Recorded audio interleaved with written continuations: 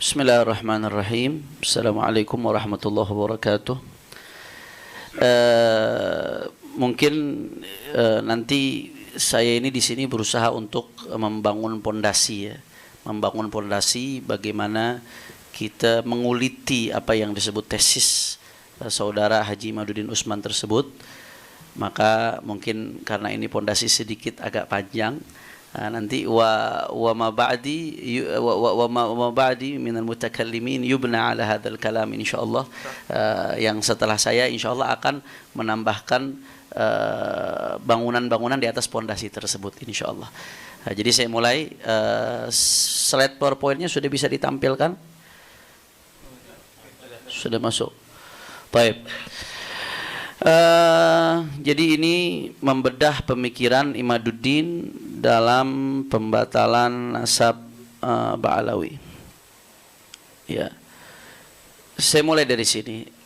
Ada ijma ulama yang disebutkan oleh diantaranya Al-Allamah Amin bin Fadlullah Al-Muhibbi Ad-Dimashqi dalam kitabnya Khulasatul Athar menyebutkan bahwasanya Alawi huwa ibnu Ubaidillah bin Ahmad bin Isa fa innahu jadduhumul akbar al-jami' li nasabihim wa nasabuhum mujmi'un alaihi ahlut tahqiq. Menurut keterangan dari Al-Muhibbi, ini nasabnya Alwi bin Ubaidillah atau yang disebut nanti keturunannya Ba'alawi, nasab mereka itu diijma' keabsahannya oleh ahlut tahqiq, para ulama. Ini keterangan dari Al-Muhibbi, seorang muarrikh.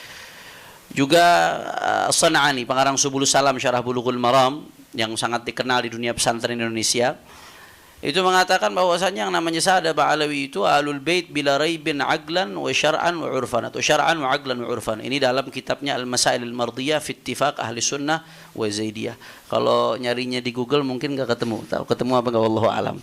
Karena ini makhtut di Universitas San'a.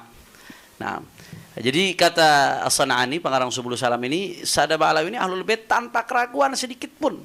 Syar'an, baik secara syariat, aqlan atau secara logika, urfan atau secara uruf. Tanpa keraguan sedikit pun. Enggak sampai di situ. An-Nabhani. Nah, ini yang sampai diejek-ejek oleh sebagian orang yang enggak tahu kadar beliau siapa An-Nabhani. Itu sampai mengatakan inna sadatana ala bi'alawi qad ajma'atul ummah al-muhammadiyah fi sa'ir al-asar wal aqtar ala annahum min as-sahih ahli bait min as-sahih ahli bait nubuwwati nasaban. Dalam kitabnya Riyadhul Jannah fi adhkaril kitab was sunnah. An-Nabhani mengatakan demikian, termasuk Ahlul Bait yang paling absah nasabnya menurut ijma adalah Sada Bi'alawi. Dan ini sedikit yang saya kutip. Di luar itu ada catatan internal. Di luar itu ada catatan para nasabah yang begitu banyak yang nggak mungkin saya kutip satu persatu di sini. Bahkan ada seorang peneliti dari Oman, Sayyid Ahmad bin Awad bin Alwi al-Ibrahim Ba'alawi, itu sampai nulis kitab judulnya Idharul Haqiqah li Mudda'i Kashfil Fadhiha al-Ilmiyah. Di dalam membantah Haji Imad, itu beliau memuat nggak kurang dari 180 referensi non Ba'alawi. 180 referensi dari non Ba'alawi yang menyatakan keabsahan nasab Ba'alawi, atau menyatakan keabsahan status mereka sebagai Husaini, atau menyatakan keabsahan status Sada Ba'alawi sebagai Sada atau Ashraf. Itu nggak kurang dari 180, bahkan di sini yang saya muat 150 lebih. Saya ingat saya itu nggak kurang dari 180. Nah, ini luar biasa. Jumlahnya nggak kehitung. Itu ya baru yang tertulis dari non Ba'alawi. Belum yang tidak tertulis. Belum yang nggak kejangkau. Mana da'il hasar. Kami nggak mengatakan kami udah mencakup semuanya di sini. Nah, anehnya nih, setelah hampir 1000 tahun, Sayyidina Ali bin Ubaidillah, baru muncul ada satu orang setelah hampir 1000 tahun yang tahu-tahu yang mengatakan Ubaidillah itu bukan anak Ahmad bin Isa. Sehingga keturunannya bukan keturunan Ahmad bin Isa. Kalau bukan keturunan Ahmad bin Isa, berarti bukan keturunan Rasulullah SAW. Dan menariknya, dia mengatakan dengan sangat yakin Ba'alawi mustahil tersambung Rasulullah SAW. Mustahil, kata dia. Nah, ini kalau mustahil berarti dia pasti benar. Kalau dia pasti benar, berarti semua ulama itu tadi itu semuanya salah. Ini yang bikin saya tergelitik untuk meneliti, apa iya ulama-ulama besar sebanyak itu salah? Apa iya sekelas Ibnu Hajar Al-Haytami, Al-Hafidh As-Sakhawi, Asy-Syarqawi, Sayyid Bakri Syata, Al-Hafidh Murtada Az-Zabidi, An-Nabhani, Syekh Nawawi Al-Bantani, kemudian Buya Hamka, dan banyak sekali. Ya, kami nggak bisa paparkan satu persatu. Insya Allah nanti kami akan launching ini dalam buku, kami sudah siapkan semua secara ilmiah, kami uraikan secara lengkap. Ya, nanti insya Allah akan ada sesinya tersendiri. Itu kok bisa? Jadi hanya dia yang benar, kalau mustahil tersembung berarti itu semuanya salah tuh. Semuanya nggak ngerti. Semuanya ya minimal kena prank Ba'alawi berarti semuanya. Nggak ada yang paham. Ini yang menjadi titik mulai penelitian kami. Apa iya ulama tuh rame-rame salah secara berjamaah, secara kompak. Maka sebelum kita masuk seperti yang tadi disinggung oleh Habib Syekhan bin Abdul Qadir As-Sagaf, Ketua Maktab Daim, ya, kita dudukkan dulu permasalahan sesuai dengan porsinya. Kita mau meninjau sebuah objek, kita harus tahu ini berkaitan dengan disiplin ilmu apa. Mau bicara soal bahasa, ya bicara soal nahwu sharaf, keabsahan sebuah susunan kata dalam bahasa dan seterusnya. Kita bicara soal ini pernikahan sah apa enggak, ya lihat di ilmu fikih dong. Tinjau pakai sudut pandang ilmu fikih, sah nggak pernikahannya?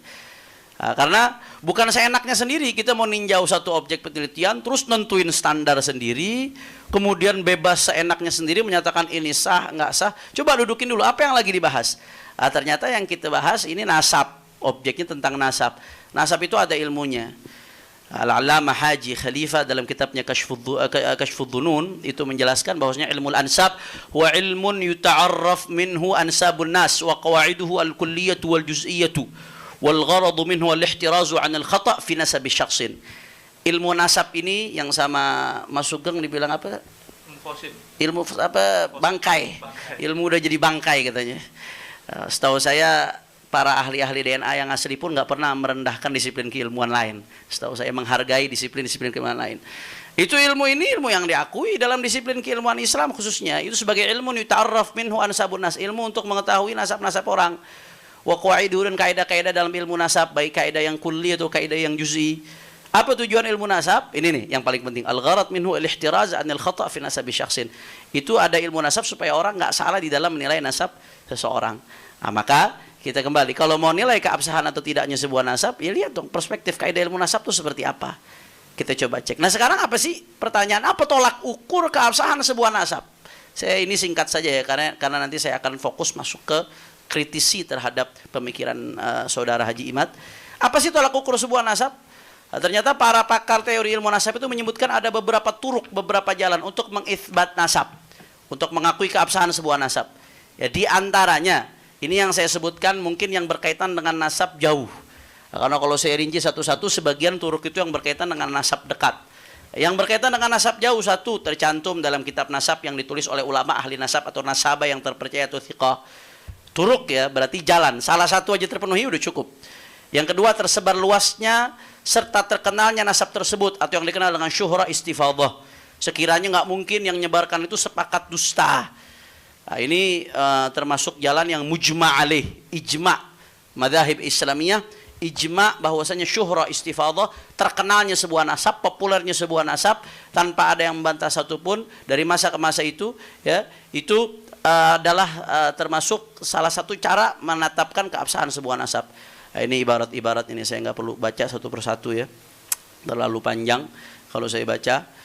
Di antaranya ini nih, singkat saja. Waqad wada'a a'immatun nasab kama fi ad-durar as-saniyah wal isyraf wa syakl al-badi' wal mudhish al-mutrib wa ashara ilayhi nuzzar al-ansab kama madha wal qassar wal najfi wa ibn tabtaba ila an qal taq'idan wa istiqa'an min asy-syari'ah turuqan fi itsbatin nasab. Ada cara-cara yang memang diambil dari syariat untuk mengitsbat nasab. Apa saja? Satu, syahadat a'immat nasab al-mu'tabarin ala sihhatin nasab. Kesaksian para ulama-ulama nasab yang otoritatif, yang mu'tabar tentang keabsahan sebuah nasab.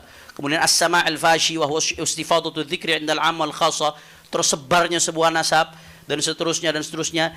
Ini turuk, ya, cara-cara di dalam mengitsbat nasab. Satu saja terpenuhi, ya kayak kita mau ke Bogor, bisa lewat jalan tol, bisa lewat Depok, bisa lewat Bekasi, muter ke Cibarusah. Ada banyak jalan. Satu aja kita tempuh tuh sampai ke Bogor berarti. Itu namanya turuk. Nanti akan kita bahas. Ada turuk, ada syurut. Turuk itu beda dengan syurut. Ya. Nah, ini jadi secara garis besar ulama nasab itu setidaknya kalau yang berkaitan dengan nasab jarak jauh ada dua. Satu, diakui oleh ulama nasab atau ada bahasa lain khattun nasabah, dicantumkan dalam kitab nasab ulama-ulama nasab yang mu'tabar, yang otoritatif. Yang kedua, syuhra istifadhah, keterkenalan sebuah nasab, itu merupakan cara tolak ukur mengakui keabsahan sebuah nasab khususnya yang jarak jauh, yang sudah ratusan bahkan sampai ribuan tahun. Nah pertanyaannya sekarang, nasab Ba'alawi apakah memenuhi standar tersebut? Ini simpel sekali, simpel sekali. Apakah nasab Ba'alawi memenuhi standar tersebut? Nasab Ba'alawi dicantumin nggak sama para nasabah? Diakuin nggak? Kemudian ketersambungan nasab Ba'alawi itu udah masuk syuhra istifadhah nggak sebagai Husaini, sebagai keturunan Sayyidina Husain bin Ali bin Abi Thalib? Sederhana saja standarnya itu. Kalau menurut perspektif ilmu nasab. Nah, ternyata faktanya, sebagaimana kami uraikan di buku ini panjang lebar, itu keabsahan nasab Ba'alawi diakui oleh para nasabah yang mu'tabarin. Di antaranya Muhammad Kadzim bin Abil Futu Al-Yamani Al-Musawi di situ, Abdullah sebagai anak Ahmad bin Isa. Begitu juga Muhammad bin Husain As-Samarqandi, Sayyid Dhamin bin Syadqum, kemudian nasabah Abu Alamah, kemudian Al-Hafidh Murtadha Az-Zabidi sampai nulis kitab Ar-Raudhul Jali, kemudian juga sampai menulis catatannya terhadap Al-Musyajjarul Kasyaf. Begitu juga Syekh Syaraf Al-Ubaidili, walaupun bukan sumber primer kita temukan tapi melalui sumber sekunder, ada yang mengutip dari Murtadha Az-Zabidi. Sumber sekunder itu kan juga dipertimbangkan di dalam ilmu sejarah, ilmu riwayat, ilmu nasab dan seterusnya. Nah, intinya ini sebagian saja yang saya masukkan. Intinya para nasabah di kitab-kitab nasab mereka yang mu'tabar mengakui nasab Sa'adalah Ba'alawi. Nah, kemudian yang kedua, bukan hanya di kitab nasab, ternyata data yang ada di kitab nasab ini ditunjang oleh data dari selain kitab-kitab nasab. Itsbatnya pakai kitab nasab. Tapi kalau kita mau cari jejaknya, data itu ditunjang dari kitab-kitab sejarah, kitab asanid, kitab sabat, ya banyak sekali. Lagi-lagi nanti silahkan, ini insya Allah akan kami buka kitab ini secara publik, siapapun nanti akan bisa mendownload pada waktunya. Itu akan kami uraikan panjang lebar siapa saja para sejarawan, kemudian para ulama syariah, ulama-ulama besar sekelas Ibnu Hajar Al-Haytami, Al-Janadi, Al-Ahdal, Al-Syarji Az-Zabidi, kemudian Ibnu Imad Al-Hambali, Al-Khazraji, As-Sakhawi, Bamakhram Al-Hadrami, kemudian juga Al-Khatib Jauharus Syafaf, dan masih banyak sekali. Ini yang tertulis sebagian, belum lagi yang tidak tertulis. Nah, kami di sini sekurang-kurangnya memuat nggak kurang dari 140 mungkin referensi yang mengakui Sa'adalah Ba'alawi sebagai Ahlul Bait, keabsahan nasabnya atau status mereka sebagai Husaini atau sebagai Ashraf atau sebagai Sada. Nggak kurang dari 140 kurang lebih di buku tersebut insyaallah.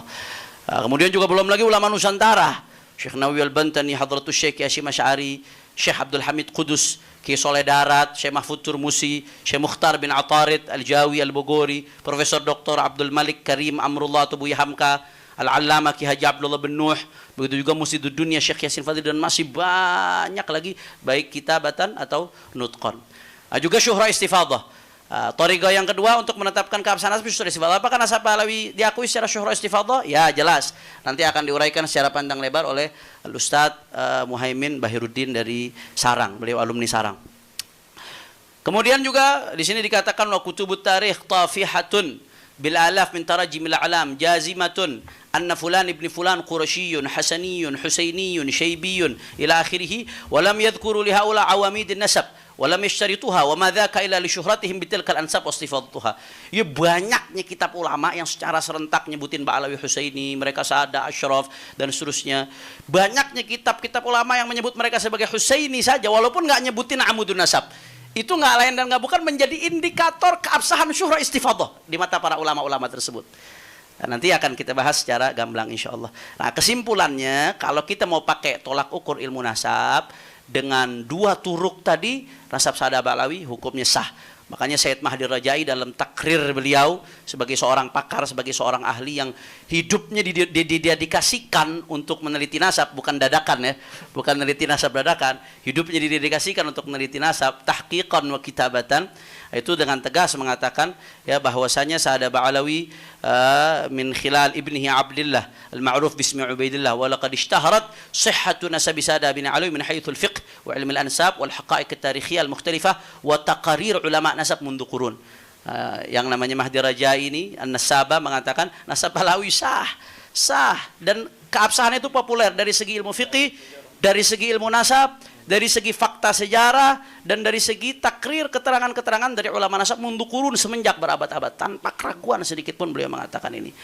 Nah sekarang berarti dari sini kita udah bisa paham ternyata ulama-ulama yang banyak itu nggak salah, mereka udah benar. Secara perspektif ilmu nasab ulama-ulama tadi itu udah benar. Nah, kalau ulama udah benar, kemudian ada yang mengatakan nasab Balawi mustahil tersambung, berarti yang ngomong mustahil tersambung itu yang bermasalah. Bukan ulama yang rame-rame yang salah. Dari mana bermasalah ini, Saudara Haji Imad? Kami setidak-tidaknya mengidentifikasi. Setelah kami teliti bersama-sama, kami duduk bersama-sama, kami bingung, kenapa kok orang ini bisa nabrak semua ulama? Kenapa bisa nganggap semua ulama ini salah? Padahal faktanya kalau ditimbang pakai tolak ukur ilmu nasab, dia yang salah. Apa? Setidak-tidaknya kami lihat ada 9 penyimpangan Saudara Haji Imaduddin Usman. Poin besarnya, nanti masing-masing poin ini akan ada perinciannya satu persatu. Yang pertama, dia mengkaji ilmu nasab dengan mengabaikan dan menabrak tatanan ilmu nasab. Nah, kemudian yang kedua, menentang, mengabaikan, bahkan merendahkan pengakuan para ulama mu'tabarin terhadap keabsahan nasab Ba'alawi. Yang ketiga, kesesatan logika. Yang empat, memfitnah para ulama. Yang kelima, khianat ilmiah. Yang keenam, melakukan kebohongan publik. Yang ketujuh, menjiplak pemikiran orientalis dan tokoh-tokoh non-aswaja. Yang kedelapan, tidak mempunyai kompetensi dalam ilmu nasab. Dan yang kesembilan, dengan gampangnya membatalkan nasab menggunakan hasil tes DNA. Nanti itu akan dibahas satu persatu. Saya akan fokus ke yang pertama dan yang kedua. Ini saya baru masuk ke substansi. Yang pertama, Imad ini nabrak tatanan ilmu nasab, Saudara Imad. Jadi ini ada testimoni. Nah, ini terima kasih banyak Gus Rumel, peneliti beneran yang sampai ke luar negeri mewawancara para pakar, Gus. Ketika mewawancara An-Nasabah Ibrahim bin Mansur, yang memang kitabnya banyak dijadikan rujukan oleh Saudara Imad. Kalau kita baca buku-buku Imad, tulisan-tulisan itu banyak merujuk ke Nasabah Ibrahim bin Mansur. Apalagi Al-Ifadhah, terkait Syuhra Istifadhah itu dia banyak merujuk ke kitab tersebut. Jadi sebelum hasil wawancara ini keluar, ya, Haji Imad tuh sering mengutip daripada kitab-kitabnya Ibrahim bin Mansur ini.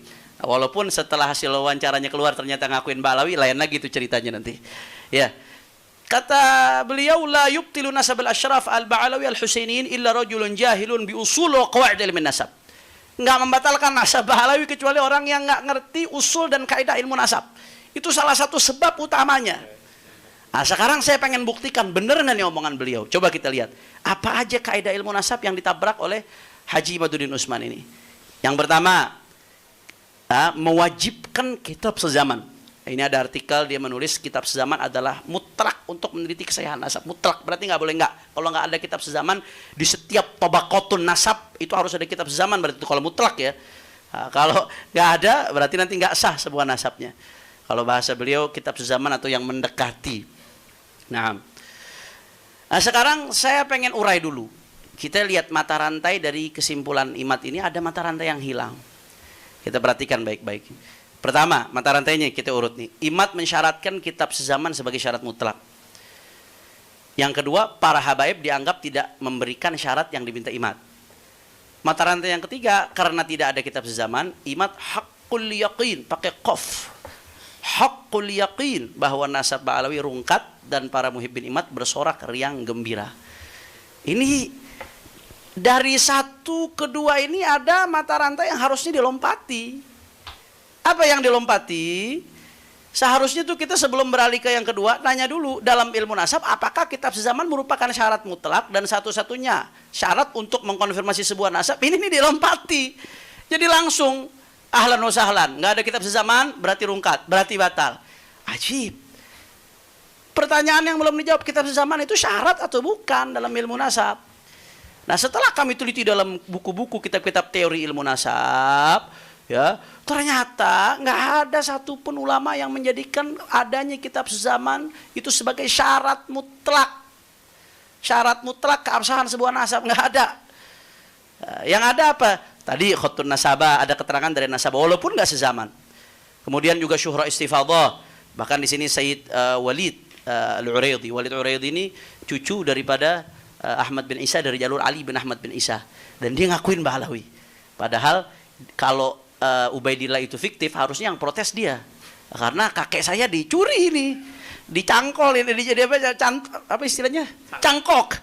Nah, tapi ini cucunya Ali bin Ahmad bin Isa, saudaranya Ubaidillah bin Ahmad bin Isa, tapi nggak ada masalah karena jelas sekali bagi mereka itu. Walid itu mengatakan ajma'an nasabun fit tahaqquq bi iqrar nasab ma an yatathabbat min umurin minha. Ya, yang namanya nasab itu akan dianggap tetap kalau ada beberapa hal, di antaranya syuhra istifadhah, di antaranya an yura khattun nasabatin mawthuqin bihi masyhudin binazahatihi, yang tadi udah kita jelaskan. Nggak ada keterangan wajib harus kitab sezaman, kalau nggak ada sezaman nggak sah. Itu yang dilewati. Nah, konsekuensinya gara-gara syarat kitab sezaman ini, apa yang dilakukan ini fatal sekali. Dan ini nanti akan kita jelaskan apa konsekuensi daripada syarat ini. Gara-gara alasan ini, IMAT itu nolak catatan para nasabah yang nggak sezaman. Ditolak mentah-mentah catatan nasabah yang nggak sezaman, gara-gara syarat ini nih. Padahal syarat catatan nasabah itu menjadi syarat keabsahan sebuah nasab. Walaupun nggak sezaman. Kenapa? Kenapa kok diterima catatan para nasabah walaupun nggak sezaman? Karena satu, ilmu nasab ini berdasarkan riwayat. Nggak ada ilmu nasab itu akal-akalan. Nggak ada nama muncul atau ditulis. Maka kalau ada nasabah yang thiqah, dia nggak akan mengitsbat sebuah nasab kecuali setelah proses validasi. Itu prosesnya. Karena ada ancaman dari Rasulullah SAW. Man kadzaba alayya muta'ammidan falyatabawwa maq'adahu minan nar. Orang yang bohong atas nama Rasulullah SAW itu siap-siap tempatnya di neraka, kata Nabi SAW. Bahkan secara nasab secara umum sekalipun, laisa min rajulin idda'a li ghairi abi wa huwa ya'lamu illa kafara billah wa man idda'a qauman laisa lahu fihim nasabun falyatabawwa maq'adahu minan nar.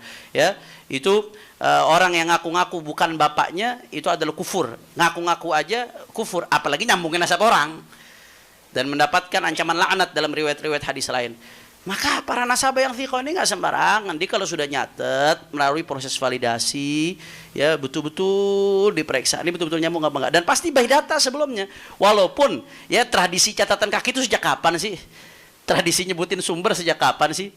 Dan kalau mau dibuka itu kitab-kitab nasab yang dipakai oleh saudara Imad, Tahdzibul Ansab, kemudian juga Al-Majdi dan lain-lain, itu saya lihat nggak ada yang nyebutin sumber referensi itu di catatannya. Nah, karena memang dia nasab itu mencantumkan setelah dia proses validasi, menurut dia ini udah tepat secara ilmu nasab, secara ilmu syariah itu dicantumkan. Makanya keterangan seorang nasabah yang thiqah, yang mu'tabar, yang diakui kepakarannya dari ilmu nasab itu diterima. Dan Sayyid Hussein bin Haidar al-Hashimi dalam kitabnya Rasail fil Ilm Ansab ini menceritakan bagaimana proses validasi yang dilakukan oleh seorang nasabah sehingga begitu kuat. Nah, itu dia melalui proses tahrirun nasab, bima'na an yabsutan nasab taratan wa yushajjiruhu ukhra, ya ditahrir dulu, ditahqiq itu nasab. Kemudian setelah itu diukur ini masuk akal apa enggak zamannya, waktunya, wafatnya dan lain sebagainya. Kemudian yang ketiga, kalau memang sah nanti udah benar diperiksa ini abudul nasabnya udah mustaqim atau belum, perlu ditakwim atau tidak, perlu diluruskan atau tidak, ada yang perlu dikoreksi atau tidak. Itu diperiksa secara detail.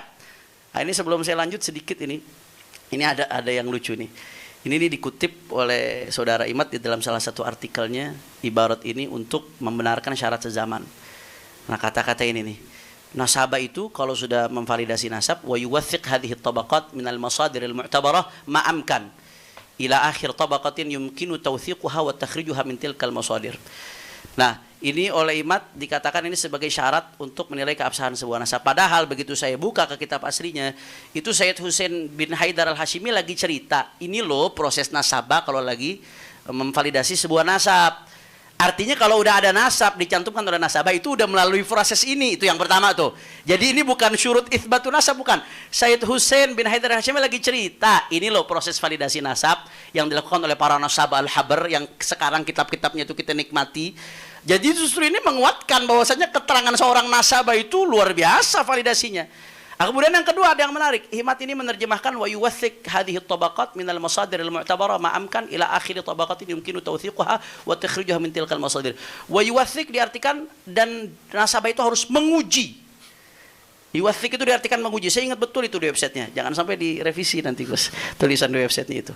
Menguji setiap tingkatan nasab ini dengan sumber-sumber sebisa mungkin sampai tingkatan akhir yang bisa dilakukan. Nah, ini dijadikan alasan dalil harus ada kitab sezaman. Padahal di sini sedang satu yuwathiq itu artinya bukan menguji. Yuwathiq itu artinya menguatkan dengan dokumen, dengan data. Dan itu pun di sini bukan syarat mutlak, ma'amkan sebisanya. Kalau bisa ya bagus. Kalau nggak bisa terus nggak semerta-merta nasab itu dianggap batal. Kalau ada kitab sezaman ya bagus, luar biasa. Tapi kalau enggak ya nggak semerta-merta kitab itu dianggap, nasab itu dianggap batal. Jadi itu. Jadi kenapa? Yang ingin saya bahas di sini, kalau tadi Habib Syekhan mengatakan nasabah itu keterangannya diterima, yang pengen saya bahas kenapa nasabah itu keterangannya diterima walaupun nggak sezaman. Karena memang setelah melalui proses validasi yang begitu kuat, kemudian ada ancaman dari Nabi, bohong atas nama Nabi, neraka, menisbatkan kebukan bapaknya neraka.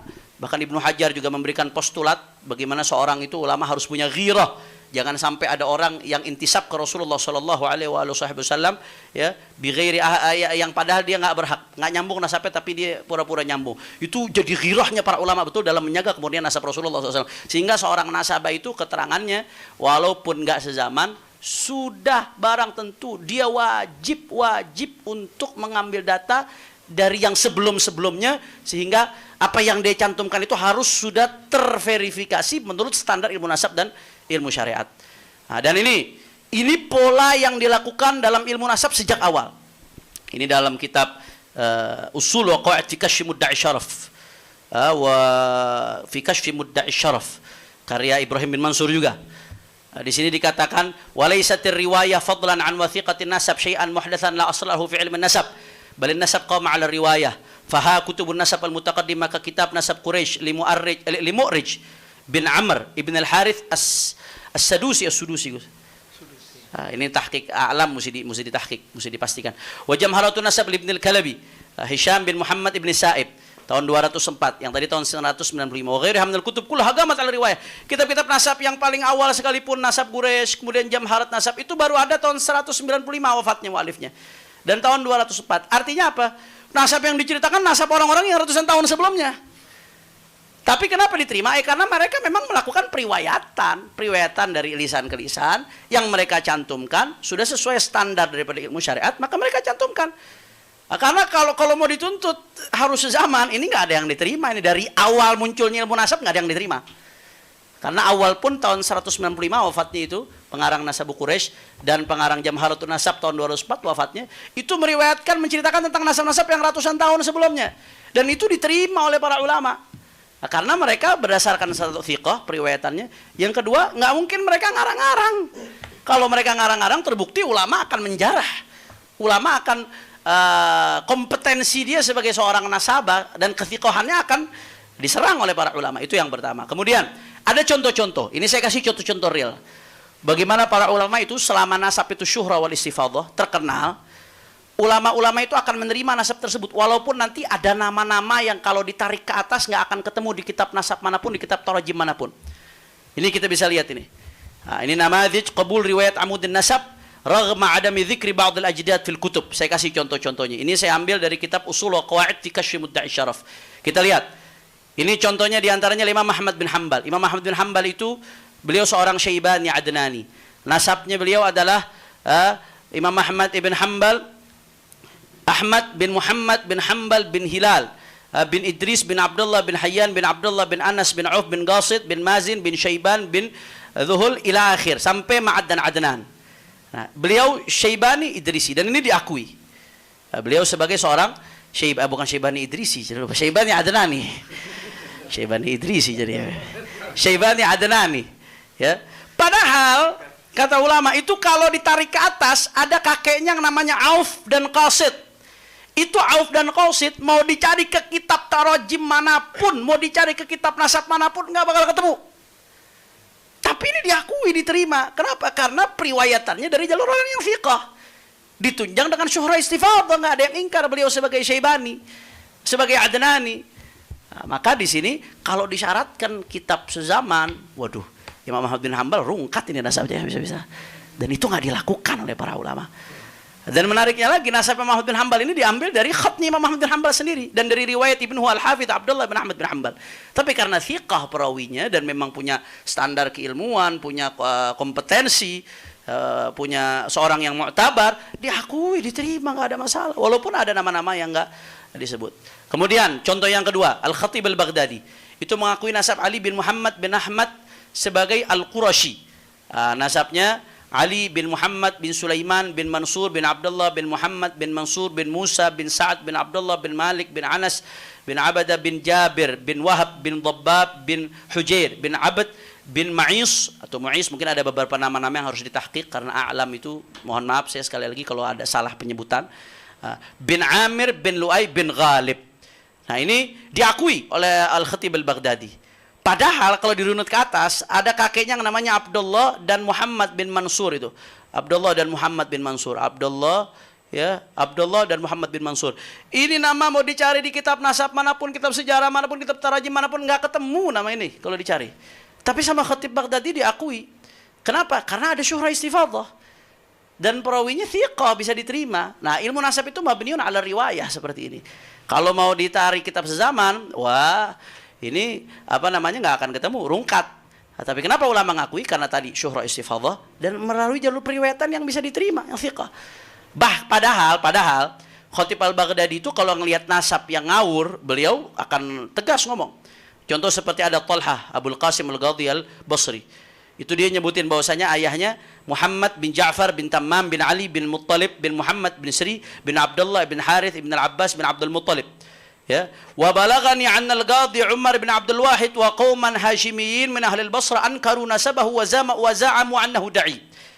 Ya, Khatib al-Baghdadi ketika ngutip nasabnya Talhah Abul Qasim al-Ghadhi al-Basri, karena beliau melihat informasi yang menjadi pembatal nasab tersebut disampaikan sama beliau, dan itu kewajiban, nggak boleh disembunyikan. Karena beliau melihat ini nasab bermasalah, sama beliau dikoreksi, nggak diterima. Tapi ketika nasab itu bisa diterima, walaupun ada sumber-sumber yang nggak sezaman, ya tetap diterima. Walaupun ada sumber-sumber yang tidak sezaman dan nggak ditemukan kalau diurut ke atas sampai, karena syuhra istifadhah dan periwayatannya sudah jelas, itu diterima.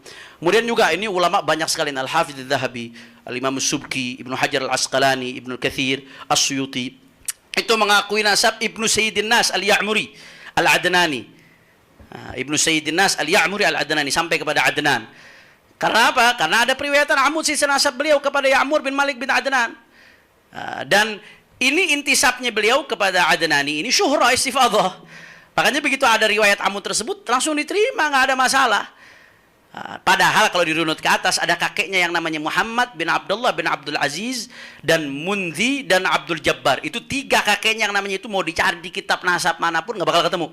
Di kitab tarajim manapun secara spesifik, apalagi yang sezaman, nggak bakal ketemu. Tapi kenapa diterima? Karena syuhra istifadhah. Padahal di sisi lain Adz-Dzahabi yang ngakui nasabnya Ibnu Sayyidin Nas tadi, ketika mengutip nasab seseorang, ketika ada orang namanya Ibnu Dihya al-Andalusi ngaku sebagai keturunan sahabat Dihya al-Kalabi, itu karena Al-Imam Adz-Dzahabi melihat ini bermasalah, penisbatannya diingkar oleh beliau, diingkar.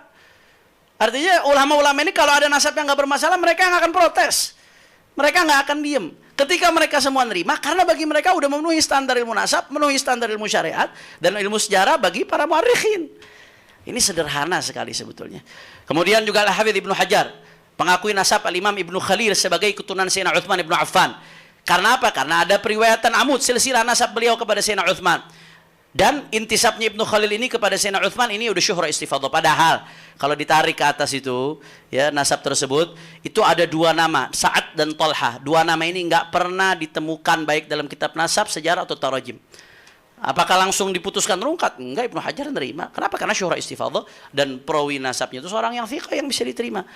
Padahal Ibnu Hajar itu ketika menemukan nasab bermasalah seperti nasabnya Abu Bakar bin Umar al-Qumni dalam keterangan yang lain, ketika bermasalah Al-Hafidz Ibnu Hajar kritisi.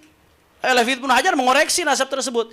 Beliau nggak diam. Ketika beliau diam menerima, itu tanda di pandangan beliau, di mata beliau memenuhi standar daripada ilmu nasab dan standar daripada syariah.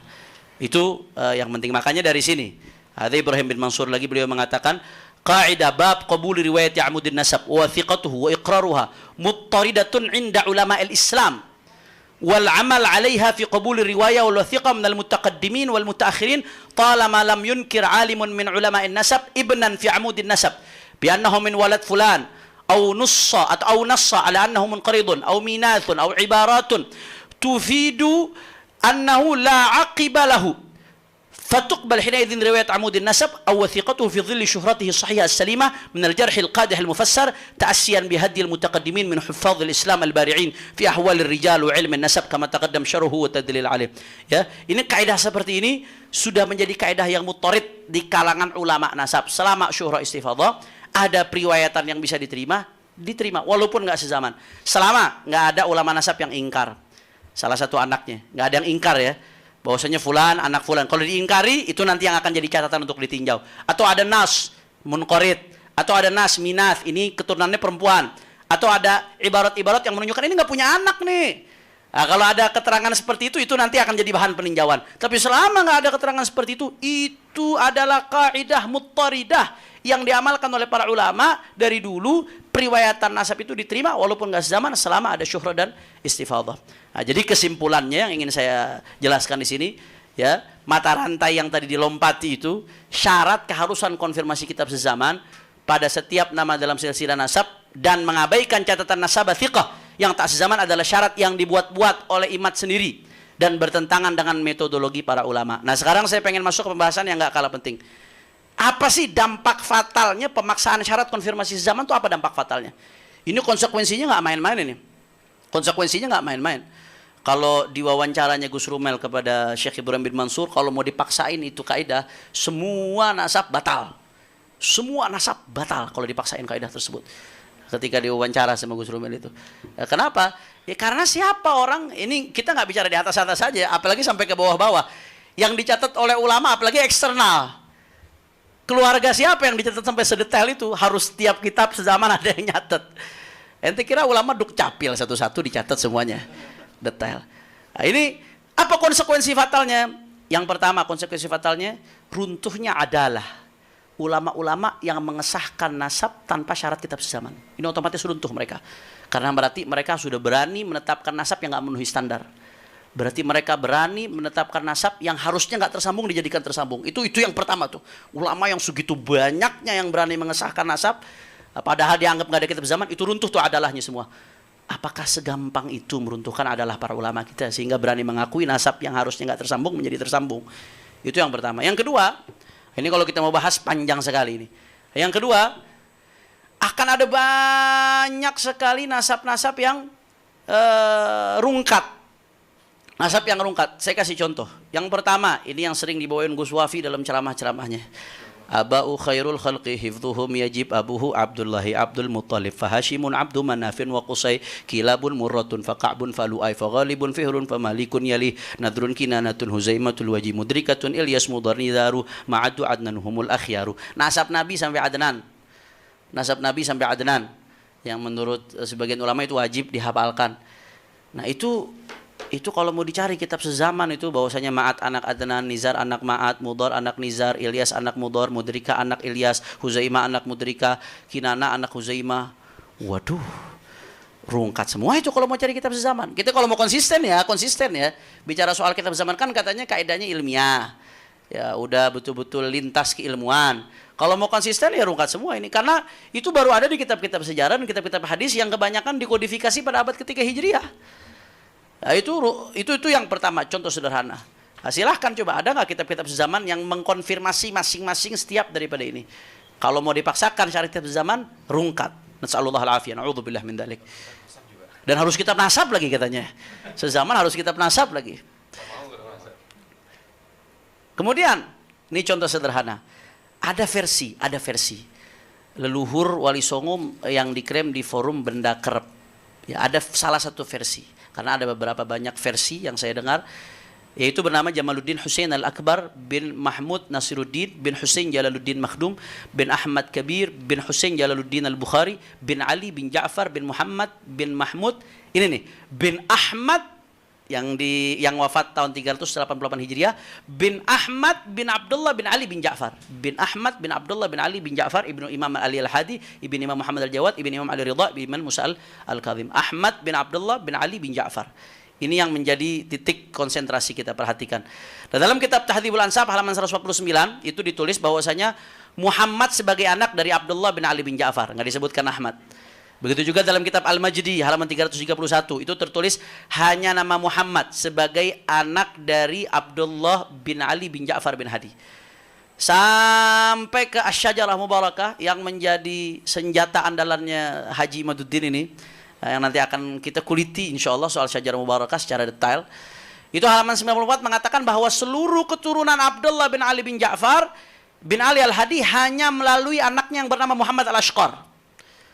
Coba kalau kita lihat di kitab ini, amma Abdullah fauladuhu akabir wa masyhuruna bi Baghdad waladuhu Muhammad Al-Ashqar An-Naqib bi Mashhad Maqabir An-Nuzur atau An-Nazur wa jami' aqibihi minhu. Semua keturunan Abdullah itu dari Muhammad Al-Ashqar.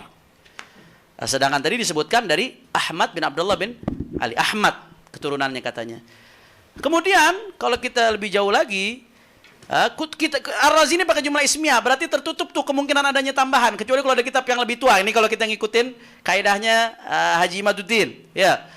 Jarak antara Ar-Razi yang wafat tahun 606 Hijriah sampai wafatnya Abdullah bin Ali itu kurang lebih 218 tahun. Nggak ada riwayat, tidak ada kisah, tidak ada kabar bahwa Abdullah bin Ali bin Ja'far miliki anak namanya Ahmad dan cucu bernama Mahmud dan keturunannya terus itu.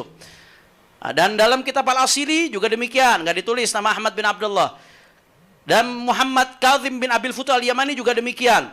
Sampai dalam kitab An-Nafhal Ambariyah juga nggak ditulisin nama Ahmad bin Abdullah. Sampai pada Bahrul Ansab halaman 25 karangan An-Najafi yang wafat abad ke-10-an baru terdapat catatan menuliskan nama Ahmad sebagai anak dari Abdullah bin Ali bin Ja'far bin Ali Al-Hadi. Ini kalau dihitung dari wafatnya Abdullah bin Ali bin Ja'far ya pada abad ke-4 sampai dengan tertulisnya nama Ahmad pada kitab Bahrul Ansab abad 10, maka terdapat keterputusan riwayat selama 6 abad atau 600 tahun kalau ngikutin teori Kiai Imad. Kalau jangan dipotong-potong ini. Nanti dipotong-potong buat ngadu domba sama keturunan Wali Songo. Nah, ini kacau, namam, motong-motong itu luar biasa. Kalau ngikuti teorinya Kiai Imad. Karena di sini kita lagi gugat teori tersebut justru. Dan ini udah tertutup dengan jumlah ismiyahnya Syajarah Mubarakah. Sehingga keturunan Al-Bukhari Al-Musawi dari jalur Ahmad bin Abdullah bin Ali bin Ja'far kalau ngikutin teori Kiai Imad ya nggak bisa dipakai. Nah, itu kemudian runtuhnya keturunan Syekh Abdul Qadir Jilani yang bernama Saleh dari jalur Saleh. Jangan dipotong lagi nih, sekali lagi saya katakan. Ada versi yang mengatakan Sunan Giri itu keturunan Syekh Abdul Qadir Jilani dari anaknya yang namanya Saleh. Ada versi, sekali lagi, saya disclaimer. Contoh silsilah tersebut adalah Sunan Giri bin Yaqub bin Ibrahim bin Junaid bin Abdul Qadir bin Syu'aib bin Abdul Jabbar bin Abdul Razak bin Abdul Aziz bin Saleh bin Syekh Abdul Qadir Al-Jilani. Nah, sekarang dalam kitab Al-Anwar fi Nasab An-Nabi Al-Mukhtar yang dikarang oleh Abu Abdullah Muhammad bin Ahmad bin Muhammad bin Abdullah Al-Jazi Al-Kalbi Al-Gharnati, halaman 57 tertulis bahwa keturunan Syekh Abdul Qadir Al-Jilani bersumber dari 10 anaknya dan tidak disebutkan soleh. Ada 10 anak tuh. Abdul Wahab, Isa, Ibrahim, Abdul Aziz, Abdul Razak, Yahya, Abdullah, wa Abdul Jabbar, wa Muhammad, wa Musa. Karena Syekh Abdul Qadir Jilani itu anaknya banyak. Tapi yang berketurunan itu dari 10 ini menurut keterangan kitab tersebut. Ini jumlah ismiyah juga ini. Wah, kacau jumlah ismiyah ini. Kemudian juga ya kalau di dalam Asy-Syajarah Mubarakah, Umdatul Thalib As-Sughra yang ditahqiq oleh Sayyid Mahdi Rajai. Ditulis itu keturunan Syekh Abdul Qadir Jilani hanya dari 2 jalur, Abdul Razak dan Abdul Aziz. Ini jumlah ismiyah juga ini. Artinya tertutup kemungkinan dari selain 2 ini kalau pakai kaidah tersebut. Maka kalau udah tertutup kemungkinan, walaupun setelah itu ada yang bawa kitab, setelah Umdatul Thalib, ada yang datangkan kitab, membawa keterangan, ada yang namanya Soleh, kemudian ada jalur keturunan dari Soleh. Walaupun demikian, tapi kalau ngikutin kaidahnya Kiai Imad atau Haji Imad ini udah runtuh duluan. Nggak bisa dipakai. Makanya ini yang kita mau gugat. Nggak tepat penggunaan kaidah ini. Ini yang harus dikritisi. Nah, itu sebagai contoh sampel. Kemudian juga ada banyak. Kalau kita melakukan studi komparasi dari kitabnya Sayyid Sulaim bin Abdul Latif Ar-Rifai, Tabaqat Ashraf At-Talibiyin, yang di situ menyebutkan referensi-referensi yang menyebutkan masing-masing kabilah asyraf dari yang paling tua sampai yang paling muda, dan referensi-referensi itu yang beliau sebutkan semuanya eksternal. Nah, itu berdasarkan disclaimer beliau di awal kitabnya. Wah, itu kalau mau wajib kitab Suzaman yang rungkat banyak sekali itu sadah-sadah itu. Nasab Sadah Ad-Dailami Al-Hasani itu nisbah kepada Sayyid Abil Fatah An-Nasir tahun 446. Itu baru ditulis di kitab Ghurarud Durar fi Mukhtasar Siyar wal Ansabil Bashar wa Ansabil Bashar karya An-Nashiri tahun 831. Dari 446 ke 831 tuh baru ditulis. Kemudian juga Nasab Sadah Al-Qattani yang terkenal di dunia nih, Al-Qattani Al-Muhaddithin. Itu nisbat kepada Sayyid Yahya Al-Qattani bin Imran bin Abdul Jalil bin Yahya bin Yahwa bin Muhammad bin Idris Al-Asghar, wafat tahun 400-an Hijriah. Itu baru maktub dalam kitab Al-Ansab karya Abu Abdurrahman Zaid Al-Jabbari tahun yang wafat tahun 738. Berapa ratus tahun itu ada kekosongannya. Rungkat juga kalau mau pakai teori harus kitab sezaman, harus. Nasab Sadah Al-Qudaimi Al-Musawi nisbah kepada Sayyid Al-Hasan bin Yusuf Al-Qudaimi, wafat tahun 400-an Hijriah. Nasab ini baru termaktub dalam kitab Tabaqat Al-Khawas karya Syarji Az-Zabidi, wafat tahun 893 Hijriah. Dari 400 ke 893. Udah gitu kitab sejarah lagi, bukan kitab nasab ini, Tabaqatul Khawas. Kemudian Nasab Sadah At-Turki Al-Idrisi, At-Turki Al-Idrisi, bukan Asy-Syaibani, At-Turki Al-Idrisi. Ini nisbat kepada Turki bin Kurshalah bin Ahmad Al-Idrisi Al-Hasani yang wafat tahun 500-an Hijriah, itu baru ditulis di kitabnya Risalah Hafril Murabbi'at atau Murabba'at karya Ibnu Qutlubugha Al-Hanafi yang wafat tahun 879 Hijriah. Nah, ini kalau wajib kitab sezaman, Rungkat. Juga Sada Al-Hamzawi yang wafat tahun 500-an, nisbat kepada Hamzah bin Muhammad bin Nasir Al-Husaini, wafat tahun 500-an. Ini baru termaktub dalam kitab Tarikh Al-Hawadits Zaman karya Ibnul Jazari tahun 738, 200 tahun lebih. Nasab Sada Al-Hawazim, nisbah kepada Hazim bin Hamzah bin Ahmad bin Muhammad Al-Hasani, wafat tahun 500-an Hijriah. Nasab ini baru termaktub dalam Musyajjar As-Sayyid Salah bin Jalal Ar-Rassi. Itu tahun 805 wafatnya. 300 tahun berarti jaraknya. Nasab Sada As-Sabsabi Ar-Rifa'i Al-Musawi, nisbat kepada Muhammad bin Al-Mahsi bin Sabsabi bin Hasan bin Ali Ar-Rifa'i Al-Husaini yang wafat di awal tahun 700-an Hijriah. Ini nasab baru maktub di ta'liqat Syekh Muhammad bin Ali bin Hasan Al-Alamuddin Al-Haraki Al-Husaini tahun 950 wafatnya beliau. Ada jarak yang jauh. Begitu juga nasab Al-Abbasi Al-Alawi di Yaman, nisbat kepada Muhammad bin Ubaidillah bin Abdullah bin Ubaidillah ibn Al-Hasan bin Ubaidillah bin Al-Abbas bin Ali bin Abi Talib. Itu wafat tahun 296. Nasabnya baru ditulis di kitab Turfatul Ashab fi Ma'rifatil Ansab karya Al-Malik Al-Ashraf Umar bin Rasul yang wafat tahun 696. Nah, ini kalau dipaksakan kitab sezaman, ini baru contoh sebagian. Ini aja tuh udah rungkat. Ini baru yang atas-atasnya, apalagi kalau ke bawah-bawahnya. Ke bawah-bawahnya makin sulit lagi itu nyari kitab zaman-zaman untuk perincian setiap daripada nasab. Nah, maka oleh karena itu ini syarat dibuat-buat. Andai kata Haji Imaduddin gentle ya, gentle. Dia mengatakan, iya saya nggak ngikutin kaidah ilmu nasab, itu selesai. Ya memang syaratnya dia sendiri batal menurut dia, bukan menurut ilmu nasab. Nah, sekarang kan orang tua kita Haji Roma Irama selalu mengatakan batal berdasarkan ilmu nasab, berdasarkan penelitiannya Haji Imaduddin. Ya, sekarang ilmu nasab yang mana kaidah yang dia pakai? Itu pertanyaan saya. Kalau dia mengklaim batal menurut saya, ya terserah, siapapun bisa berpendapat kalau menurut saya. Nah, tapi ini sangat menurut ilmu nasab. Menurut kamu apakah kamu ilmu nasab yang harus diikuti? Kan itu. Sayangnya dia nggak gentle. Sayangnya dia nggak gentle, akhirnya mencari pembenaran-pembenaran dari berbagai kitab teori nasab. Nah, nanti diantaranya nih yang selalu jadi senjata andalan ini dari kitabnya Syekh Khalil Ibrahim, Syurut I'timadir Ruq'ah an la takuna mukhalifatan lil usul. Nah, ini dikatakan nggak boleh bertentangan dengan usul kitab-kitab sebelumnya. Nasab Ba'alawi itu bertentangan karena yang Isbat Ba'alawi tahun 900 sekian atau tahun 800 sekian bertentangan dengan Syajarul Mubarakah. Syajarul Mubarakah mengatakan nggak ada anak namanya Ubaidillah. Berarti bertentangan dengan kitab sebelumnya. Ini salah satu kitab andalannya beliau. Ya, silahkan lihat di sumber websitenya itu Nahdlatul Ulum ketika menanggapi Lora Ismail Khalili. Begitu juga di antara sumber andalannya ini dari kitab Rasail fi Ilmil Ansab. Tariq Tsani Kutubun Nasabin Al-Abdal. Kitabnya para Nasabin Al-Abdal. Yang Abdal itu nanti ditafsirkan di bawahnya diambil dari halaman 193. Jadi ini tentang turuk itsbat nasab halaman 103. Tafsir tentang Al-Abdal diambil dari halaman 193. Maksudnya Abdal itu apa? Ini menurut Haji Imad, ini yang saya kutip tulisan beliau. Al-Abdal adalah mereka yang saling bergenerasi, menggantikan sebagian mereka kepada yang lain. Jadi ini harus ada di setiap generasi. Cocok satu generasi dengan generasi lainnya. Sehingga ini jadi dasar kitab sezaman. Ini yang dimaksud kitab sezaman atau yang mendekatinya. Kata beliau seperti itu. Nah, sekarang ini apakah senjata andalan ini ampuh? Andai kata dia ngaku, saya memang nggak pakai ilmu nasab, udah selesai itu. Berarti ente nggak usah bawa ilmu nasab. Nah, sekarang dia mau maksa tetap saya ini benar menurut ilmu nasab. Coba kita lihat bagaimana senjatanya. Nah, ini yang pertama. Dia salah sasaran, gagal faham antara turuk dengan syurut. Nggak ada. Turuk itu ada beberapa jalan. Yang tadi saya kasih analogi, mau ke Bogor, mau lewat jalan mana, itu semuanya turuk. Satu aja ente tempuh itu udah cukup. Nasab juga begitu. Satu udah cukup, pakai khotun nasabah atau pakai syura syafatu, satu aja terpenuhi itu udah cukup. Itu dalam ilmu nasab.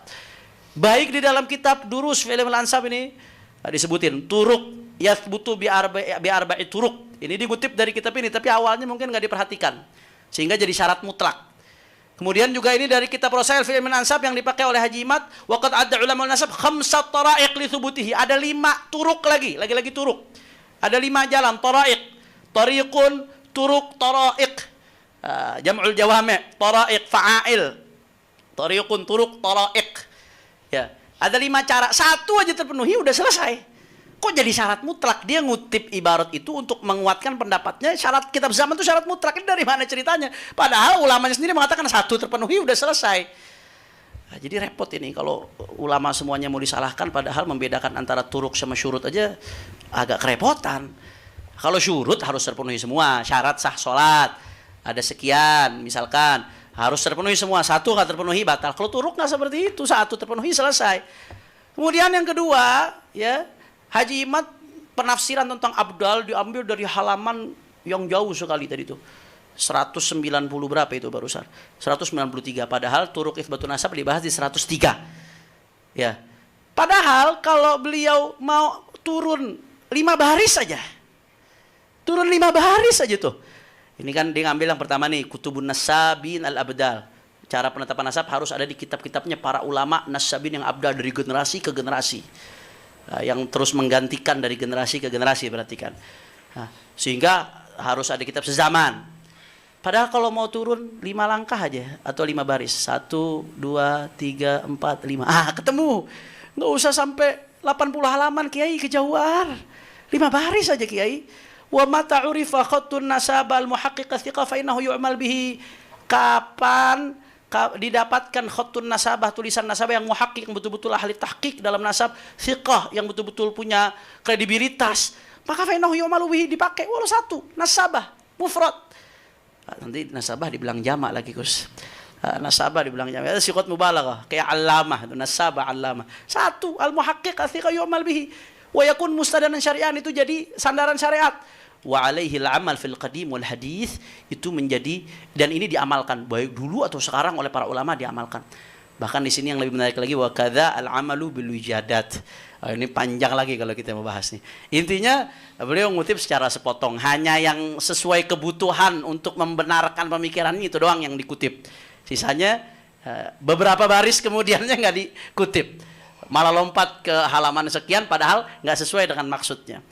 Kemudian lagi-lagi ngutipnya secara sepotong. Entah baca kitabnya nggak hatam, entah ada yang ngunjukin di halaman ini Kiai. Mungkin seperti itu, jadi cuma di halaman itu doang dibacanya. Ini di kitab Durus fi Ilmin Nasab. Dia mengatakan syarat kitab zaman itu mutlak. Padahal ini Asy-Syaikh Khalil Ad-Dailami ini nulis satu bab. Judulnya Qawaid la tasluh fi Ilmin Nasab. Kaidah yang nggak bisa dipakai di ilmu nasab. Wah, ini soreh banget ini. Apa aja kaidahnya? Di antaranya satu. Nih. Muhawalatan naili min sihhatin tisabi ayati qabilatin ila asliha alladhi tantasibu ilaihi bihujjati jahli usuliha min qibalil katib ma huwa illa wasilatun min wasaili tajzi'ah wa tafriqah wa ijad manafid li dha'dha'atil kiyan al-arabi alladhi yajma'u shamal al-ummah bi ahadi wasailil quwa ala wa huwa silatun nasab walau sahha qabulu at-ta'ni fi asli kulli qabilatin i'timadan ala man yujhal asluha أو على من يجهل أصلها أو من كانت بينه وبينها عداوة لم تسلم قبيلة واحدة من الطعن. Ini kaidah ini dilompat, ini kaidah yang nggak boleh dipakai dalam ilmu nasab. Apa? Ya, membatalkan nasab atau nyerang nasab atau nyerang keabsahan sebuah nasab, sebuah kabilah dengan hujah apa? Jahli usuliha min qibalil khatib, karena dia nggak tahu ini kakeknya yang ini disebutin di kitab mana. Nggak ada kitab yang menyebutkan, ada jahal. Gara-gara ini nyerang nasab orang, ini termasuk kaidah yang nggak boleh dilakukan dalam ilmu nasab. Kenapa? Ini adalah cara untuk mecah belah umat, tafriqah wa tajziyah, untuk mecah belah umat.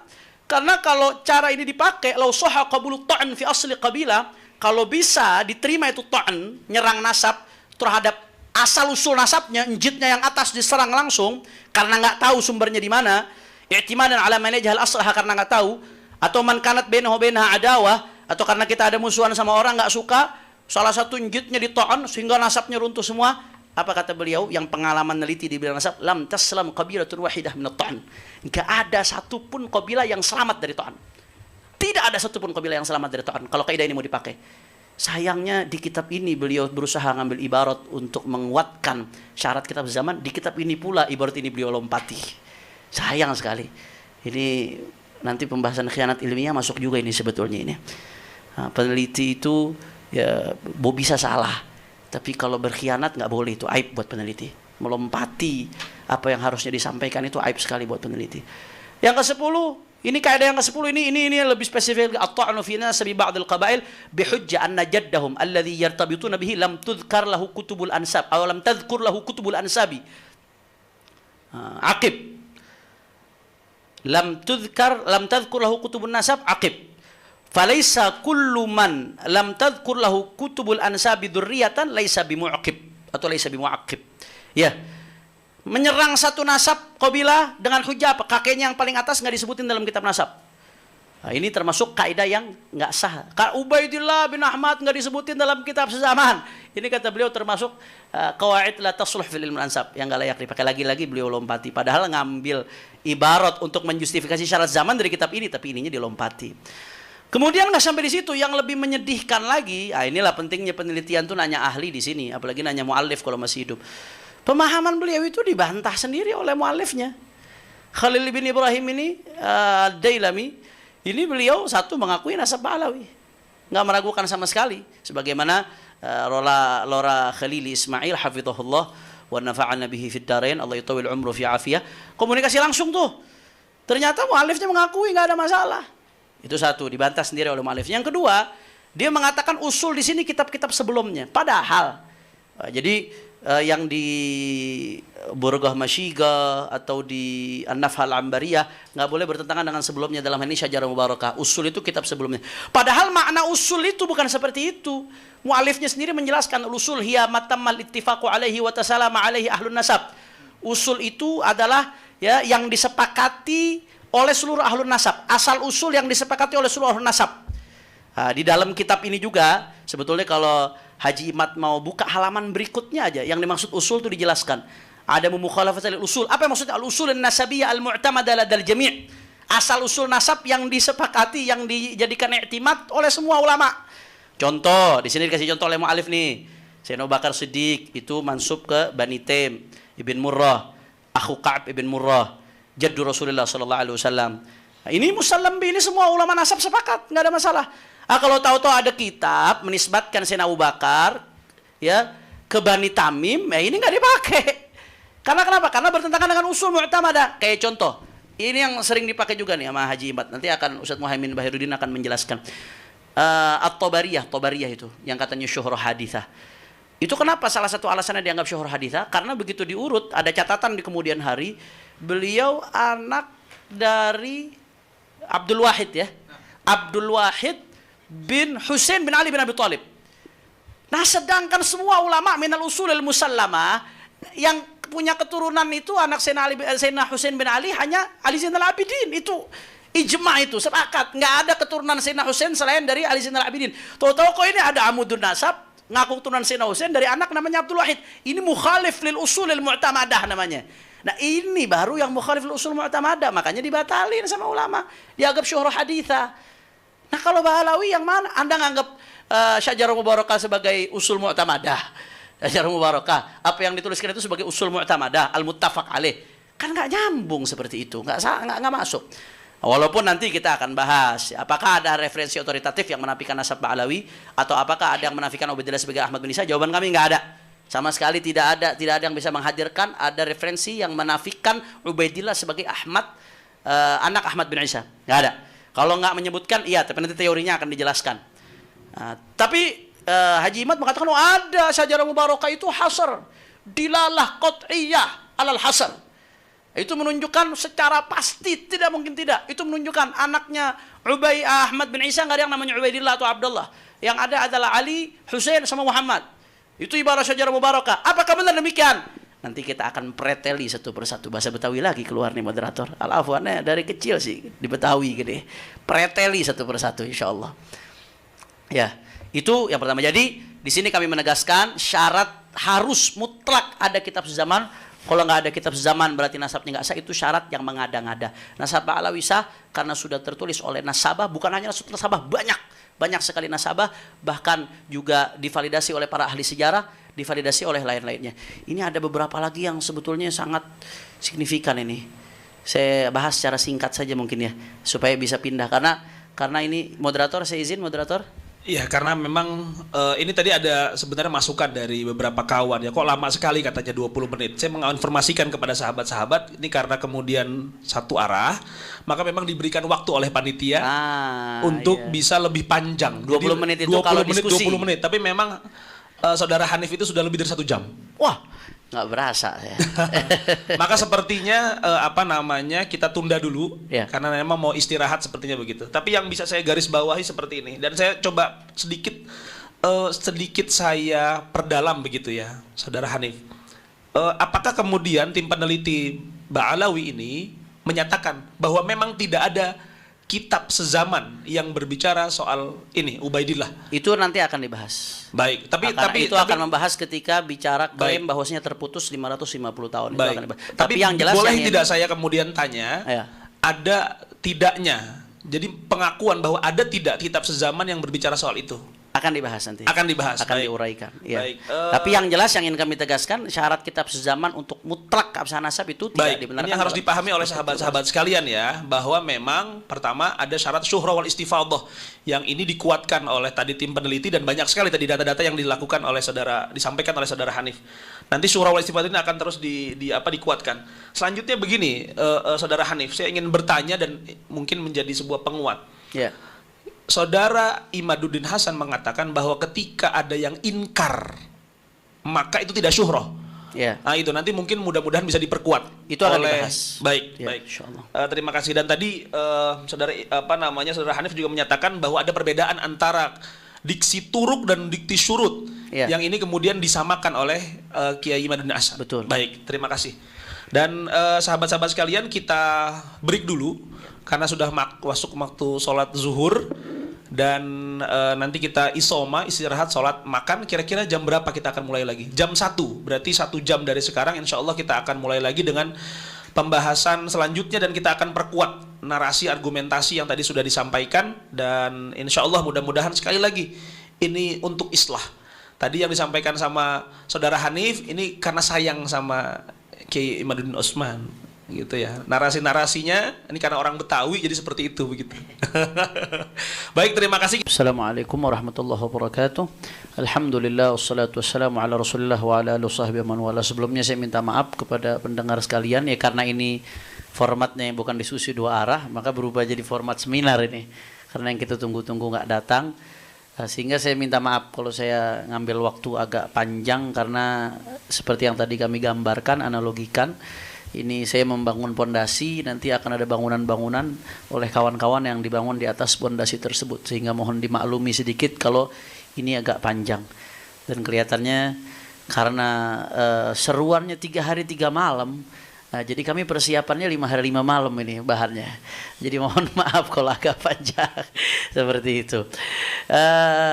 Jadi tadi kita kembali penyimpangan pertama, kita udah sepakat ya, ternyata ulama itu, ratusan ulama itu yang dulu sudah benar, mereka tuh nggak meleset, sudah betul. Tapi kenapa kok Imad bisa begitu yakin hanya dia yang benar, semua ulama salah? Sehingga dari sini kita bisa kesimpulkan sudah jelas-jelas dia yang menyimpang. Salah satu tadi itu diantaranya dia mengabaikan dan menabrak tatanan ilmu nasab. Saya tadi udah tegaskan masalah syarat sezaman yang itu merupakan syarat mutlak kata Imad dan kawan-kawan, itu adalah syarat yang dibuat-buat. Kalau ada kitab sezaman ya boleh-boleh saja, bagus-bagus saja, tapi itu bukan syarat mutlak yang kemudian karena nggak ada kitab tersebut lalu dianggap nasab tidak tersambung. Tadi kita sudah uraikan panjang lebar, saya kira yang masalah itu sudah tuntas. Kemudian di antara kaidah nasab berikutnya yang diabaikan, saudara Imad ini selalu mengatakan nasab habaib Ba'alawi mardudun batil, tertolak, batal. Bahkan mustahil, mustahil tersambung. Nah, ini nih lagi-lagi hal ini timbul karena mengabaikan klasifikasi nasab menurut ulama nasab. Ini penyimpangan terkait ilmu nasab juga. Kalau orang paham ilmu nasab ini basic sekali, hampir di semua kitab teori nasab ini yang dijadikan rujukan oleh Imad disebutkan ya, nasab itu ya setidak-tidaknya ada beberapa klasifikasi, ada beberapa perincian, saya ambil secara global. Setidak-tidaknya ada 4 bagian. Ada yang namanya nasab sahih atau nasab thabit. Nasab sahih ini adalah nasab alladzi ta'akkada thubutuhu bisilsilatin sahihah. Nasab yang telah dipastikan kebenarannya melalui rantai yang sah ya mujma'un ala sihhatiha min qibalin nasabin al-muhaqqiqin, yang disepakati keabsahannya oleh para nasabah yang muhakkik. Di sini maksudnya disepakati setiap nasabah yang membahas nasab tersebut menganggap sah. Nah, kalau yang nggak bahas ya layun sabuli sakitin qaulun. Kalau yang nggak bahas ya berarti dia nggak ada pendapat. Ini kita bicara setiap ulama nasab yang ngebahas nasab tersebut menganggap itu sah. Nah, itu nasab yang seperti ini dianggap sebagai nasab sahih atau disebut juga sahihun thabit. Nah, itu yang pertama. Dan para ulama dengan kesaksian mereka mengatakan nasab balawi termasuk kategori ini karena semua nasabah yang bahas nasab balawi menganggap ini nasab sah. Nggak ada satupun nasabah yang bahas nasab balawi kemudian menganggap nasabnya tidak sah, sehingga dia masuk kategori yang pertama. Kemudian yang kedua ada nasab masyhur. Saya kasih ringkasnya, singkatnya. Nasab masyhur ini adalah nasab yang terkenal, syuhra wal istifadhah di kalangan banyak orang, ya, apalagi di kalangan kabilah itu sendiri. Hanya saja sekelompok orang yang sudah masyhur ini nggak tahu cara ketersambungannya bagaimana. Misalkan contoh, ada sekelompok orang yang memang sudah dikenal secara turun-temurun sebagai Al-Husaini misalkan. Tapi ini nggak ada yang ingkar, mereka ini keluarga Al-Husaini. Tapi amudun nasabnya, silsilah nasabnya itu sulit untuk ditemukan data ketersambungannya di tengah kepopulerannya. Atau contoh, ada satu keluarga terkenal turun-temurun sebagai Ali Idrus. Tapi nggak ada amudun nasab yang bisa diverifikasi yang dipastikan itu Ali Idrus. Untuk Ali Idrusnya itu ke Sayyidina Abdullah Al-Idrus nyambungnya dari mana? Fulan bin Fulan bin Fulan bin Fulan. Nah itu nggak lengkap. Andai kata ada nasab seperti itu, tapi dia syuhra istifadhah dan diakui, itu sudah cukup untuk mengakui dia sebagai Al-Idrus. Nggak boleh kita langsung semerta-merta menafikan. Kecuali kalau ada mu'arid yang ingkar, ada yang to'an, ada yang menafikan. Ada nasab yang menafikan. Itu lain cerita tuh. Itu disebut nasab masyhur. Jangankan nggak disebutin sumbernya. Jangankan salah satu nggak disebutkan. Ini nggak ketemu jalurnya. Tapi karena syuhra istifadhah masih diakui tetap. Nah, begitu juga yang ketiga. Tingkatan yang ketiga ini nasab yang makbul. Nasab makbul yang seperti apa? Makbul itu alladzi athbatahu qaumun min nafsil qabilah alladzina hum ashabus syan wa nafahu qaumun min nafsi tilkal qabilah fal itsbat wan nafi fihi mutasawiyan. Maaf saya interupsi Habibna. Kalau kemudian ibarah-ibarah Arabnya tidak perlu disebutkan biar langsung penjelasan saja. Kan data materialnya sudah ditampilkan di Terima kasih. Nasab yang makbul ini nasab yang diitsbat oleh sekelompok orang dari suku tersebut yang mengerti tentunya. Kalau yang nggak mengerti nggak dianggap. Kemudian dinafikan oleh sekelompok lain. Jadi ada tarik, ada yang mengitsbat, ada yang menafi. Itu masih disebut makbul, masih bisa diterima. Ada ikhtilaf antar nasabah, itu nggak langsung semerta-merta mardud. Ini kalau kita mau pakai logika imat, terlepas dari logika tersebut salah, andai lau salamna syajarah mubarakatuh yang dianggap mu'arid itu nafi. Satu, itu nafinya bukan dari nafsul qabilah. Yang kedua, andai pun mau dianggap mu'arid, andai dia mau anggap seandainya, itu iftirat, jangan dipotong. Ini iftirat. Andai kata ada satu nasab mukhtalafun fi, itu masih disebut makbul. Nggak boleh langsung semerta-merta disebut mardud. Apalagi kalau nggak ada yang ingkar seperti nasab balawi. Makanya disebut sahih oleh para ulama. Nah, jadi yang mardud itu seperti apa? Nah, di sini disebutkan mardud itu kalau ada orang ya ngaku ke satu kabilah dibuat-buat, kemudian kabilah tersebut menafikan. Ada orang ngaku kepada sebagai Al-Attas misalkan. Nah, Habib Ahmad bin Muhammad Al-Attas yang ngerti nasab Al-Attas bilang, ente nggak mungkin Al-Attas nih, secara hitung-hitungan nggak mungkin, secara begini-begini. Al-Attasnya sendiri nolak, abah ente itu bukan Al-Attas, kok bisa ente jadi Al-Attas? Itu namanya mardud. Ada orang aku misalkan keturunan Sultan Hasanuddin. Nah, aku teriak Sultan Hasanuddin, keturunan Sultan Hasanuddin sendiri nggak ngakui, nolak. Itu baru nasab mardud, Gus Wafi. Mardud itu yang namanya mardud dalam definisi ilmu nasab. Nah, jadi kalau dia paham klasifikasi ini, wah nggak langsung ujuk-ujuk main mardudun, batilun, qot'iyun, bla bla bla bla. Padahal ini dasar sekali dalam ilmu nasab. Ini salah satu hal fatal yang diabaikan oleh umat. Jadi terlepas dari nasab balawi itu sahih diakui oleh para ulama, masuk tingkatan yang sahih. Tapi andai kata pun dia ngikuti klasifikasi ini, kalau dia mau ngotot terhadap pendapatnya bahwasanya syajarah mubarakah itu mengandung nafi, itu tetap nggak sampai pada kategori mardud, nggak sampai pada kategori batil. Tapi pada faktanya para ulama mengatakan nasab balawi sahih karena semua nasabah yang nyinggung balawi semuanya menyatakan sahih. Nah, itu yang penting. Andai kata dia faham saja ini, udah selesai, nggak akan sepanjang ini urusannya. Apalagi sampai hakul yakin. Nah, kemudian berikutnya, beliau ini kalau kita lihat di buku pertama, keduanya itu, khususnya buku pertama itu hanya fokus ke kitab-kitab nasab. Padahal penelitian nasab itu nggak hanya di kitab-kitab nasab. Kitab-kitab sejarah juga penting sebagai bagian dari penelitian nasab. Ya, itsbat pakai kitab nasab. Tapi penelitian sejarah itu menjadi salah satu instrumen penting di dalam melacak nama-nama yang ada dalam sebuah nasab, di dalam melacak syuhran, istifadah dan lain sebagainya. Sayangnya di buku penelitian yang pertama yang membuat geger di awal itu, saya lihat bahkan nggak menyinggung referensi sejarah sama sekali di situ.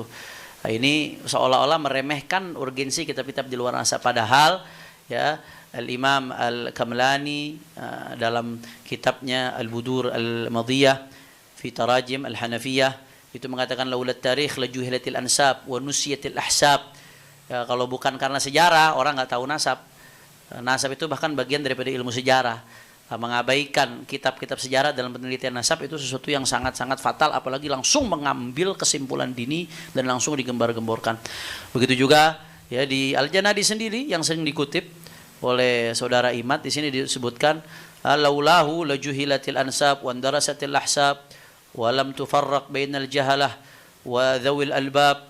Ya kalau nggak ada ilmu tarikh orang nggak tahu nasab dan ahsab itu akan hilang begitu saja semuanya, nggak bisa dibedakan mana yang ahli ilmu, mana yang punya akal. Jadi mengabaikan urgensi kitab-kitab di luar nasab, baik kitab sejarah kah atau kitab-kitab lain yang mengandung informasi sehingga mengambil kesimpulan dini, ini saya kira sangat-sangat fatal. Bahkan Ibrahim bin Mansur sendiri mengatakan kalau sudah keterangan di kitab nasab, ya wa kadza yazdadun nasab quwwatan ala quwa idza ittafaqat hadhihi syura wal istifadah ma aqwal ulama nasab wa tarikh thiqat fi hadzal nasab. Keterangan kitab nasab kalau udah ketemu sama syuhra istifadah, cocok sama pendapat ulama, cocok sama keterangan di tarikh, wah itu kuah fogol kuah. Udah validasinya tuh makin luar biasa, double validasinya. Kekuatan di atas valid, di atasnya valid itu. Dan faktanya nasab Ba'alawi seperti ini. Selain diakui di kitab nasab, diakui syuhra istifadah. Yang akui syuhra istifadah bukan saya loh, ulama yang akuin itu syuhra istifadah. Dalam perspektifnya ulama. Dan ini sesuai juga dengan kitab-kitab sejarah. Dan itu konsisten, luar biasa. Jadi ini harusnya kuatan ba'da kuwatin. Itu salah satu hal yang berkaitan dengan ilmu nasab yang diabaikan, yang ditabrak. Ini juga nggak kalah penting nih, hal yang berkaitan dengan kaidah ilmu nasab yang diabaikan. Semua catatan yang bersumber dari Ba'alawi diabaikan, catatan internal keluarga. Pokoknya harus eksternal, pokoknya. Kalau sudah internal, nggak bisa diterima. Mungkin dianggap konflik kepentingan. Mungkin seperti itu. Padahal di dalam ilmu nasab catatan internal itu penting. Saya, ya Allah, coba apalagi nama-nama yang bukan tokoh. Sulit sekali ditemukan di catatan eksternal. Anggap nih, kalau hanya catatan eksternal yang diterima dalam memverifikasi nasab, wah hampir semua nasab di dunia ini akan runtuh. Karena nggak semua nasab itu di setiap tobaqo tingkatan itu ada tokoh. Biasanya yang dicatat di eksternal itu rata-rata tokoh. Itu pun nggak semua tokoh dicatat, karena tokoh ada tokoh lokal, ada tokoh yang internasional. Apalagi di zaman itu keterbatasan informasi, menolak catatan internal ini fatal sekali. Dan saya rasa yang bergelut di penelitian bidang nasab siapapun, pencatatan nasab dan lain sebagainya, ini paham betapa fatalnya menolak catatan internal dari keluarga yang diteliti itu, fatal sekali. Nah, ini di kitab teorinya nih, di dalam Al-Kafi Al-Muntakhab ya, atau Kafi Al-Muntakhib, ma yufidu afdaliyatul ilm binasab al-ilm binasab. Kullama kana al-muthbit aw an-nafi min al-alimin bi ahwal an-nasab al-mud'a ilaih ka'an atau al-mudda'a ilaih ka'an yakuna min ahli nasab kanat lahu afdaliyah. Catatan kalau dari ahlun nasab, pemilik nasab itu sendiri, itu lebih afdol. Karena ahlu Makkah adra bi sya'abiha, orang Makkah lebih tahu ganggang yang ada di Makkah. Dan ini saya kasih contoh praktek dari ulama. Ada seorang nasabah namanya Abu Abdullah Muhammad Al-Talib Al-Maradisi Al-Fasi. Punya kitab namanya Al-Ishraf ala ba'dhi man bi Fas min masyahir al-ashraf. Mereka ketika itu ngutip nama seorang tokoh Ba'alawi, itu Sayyidina Abdullah bin Abi Bakar Al-Idrus Al-Akbar. Dikutip nasabnya, kemudian ketika dikutip, beliau ngutip dari kitab Lamha Al-Bahja Al-Aliyah. Begitu juga kitab Rihlahnya Al-Ayyashi. Dan juga diambil dari berbagai kitab lainnya dari eksternal Ba'alawi. Kemudian dilihat data ini bertentangan dengan kitab internal Ba'alawi. Itu dengan kitab Ghayatul Qasdi wal Murad. Di situ diluruskan nasuhu ba'da Abdurrahman As-Segaf Muhammad Maula Dawileh bin Ali.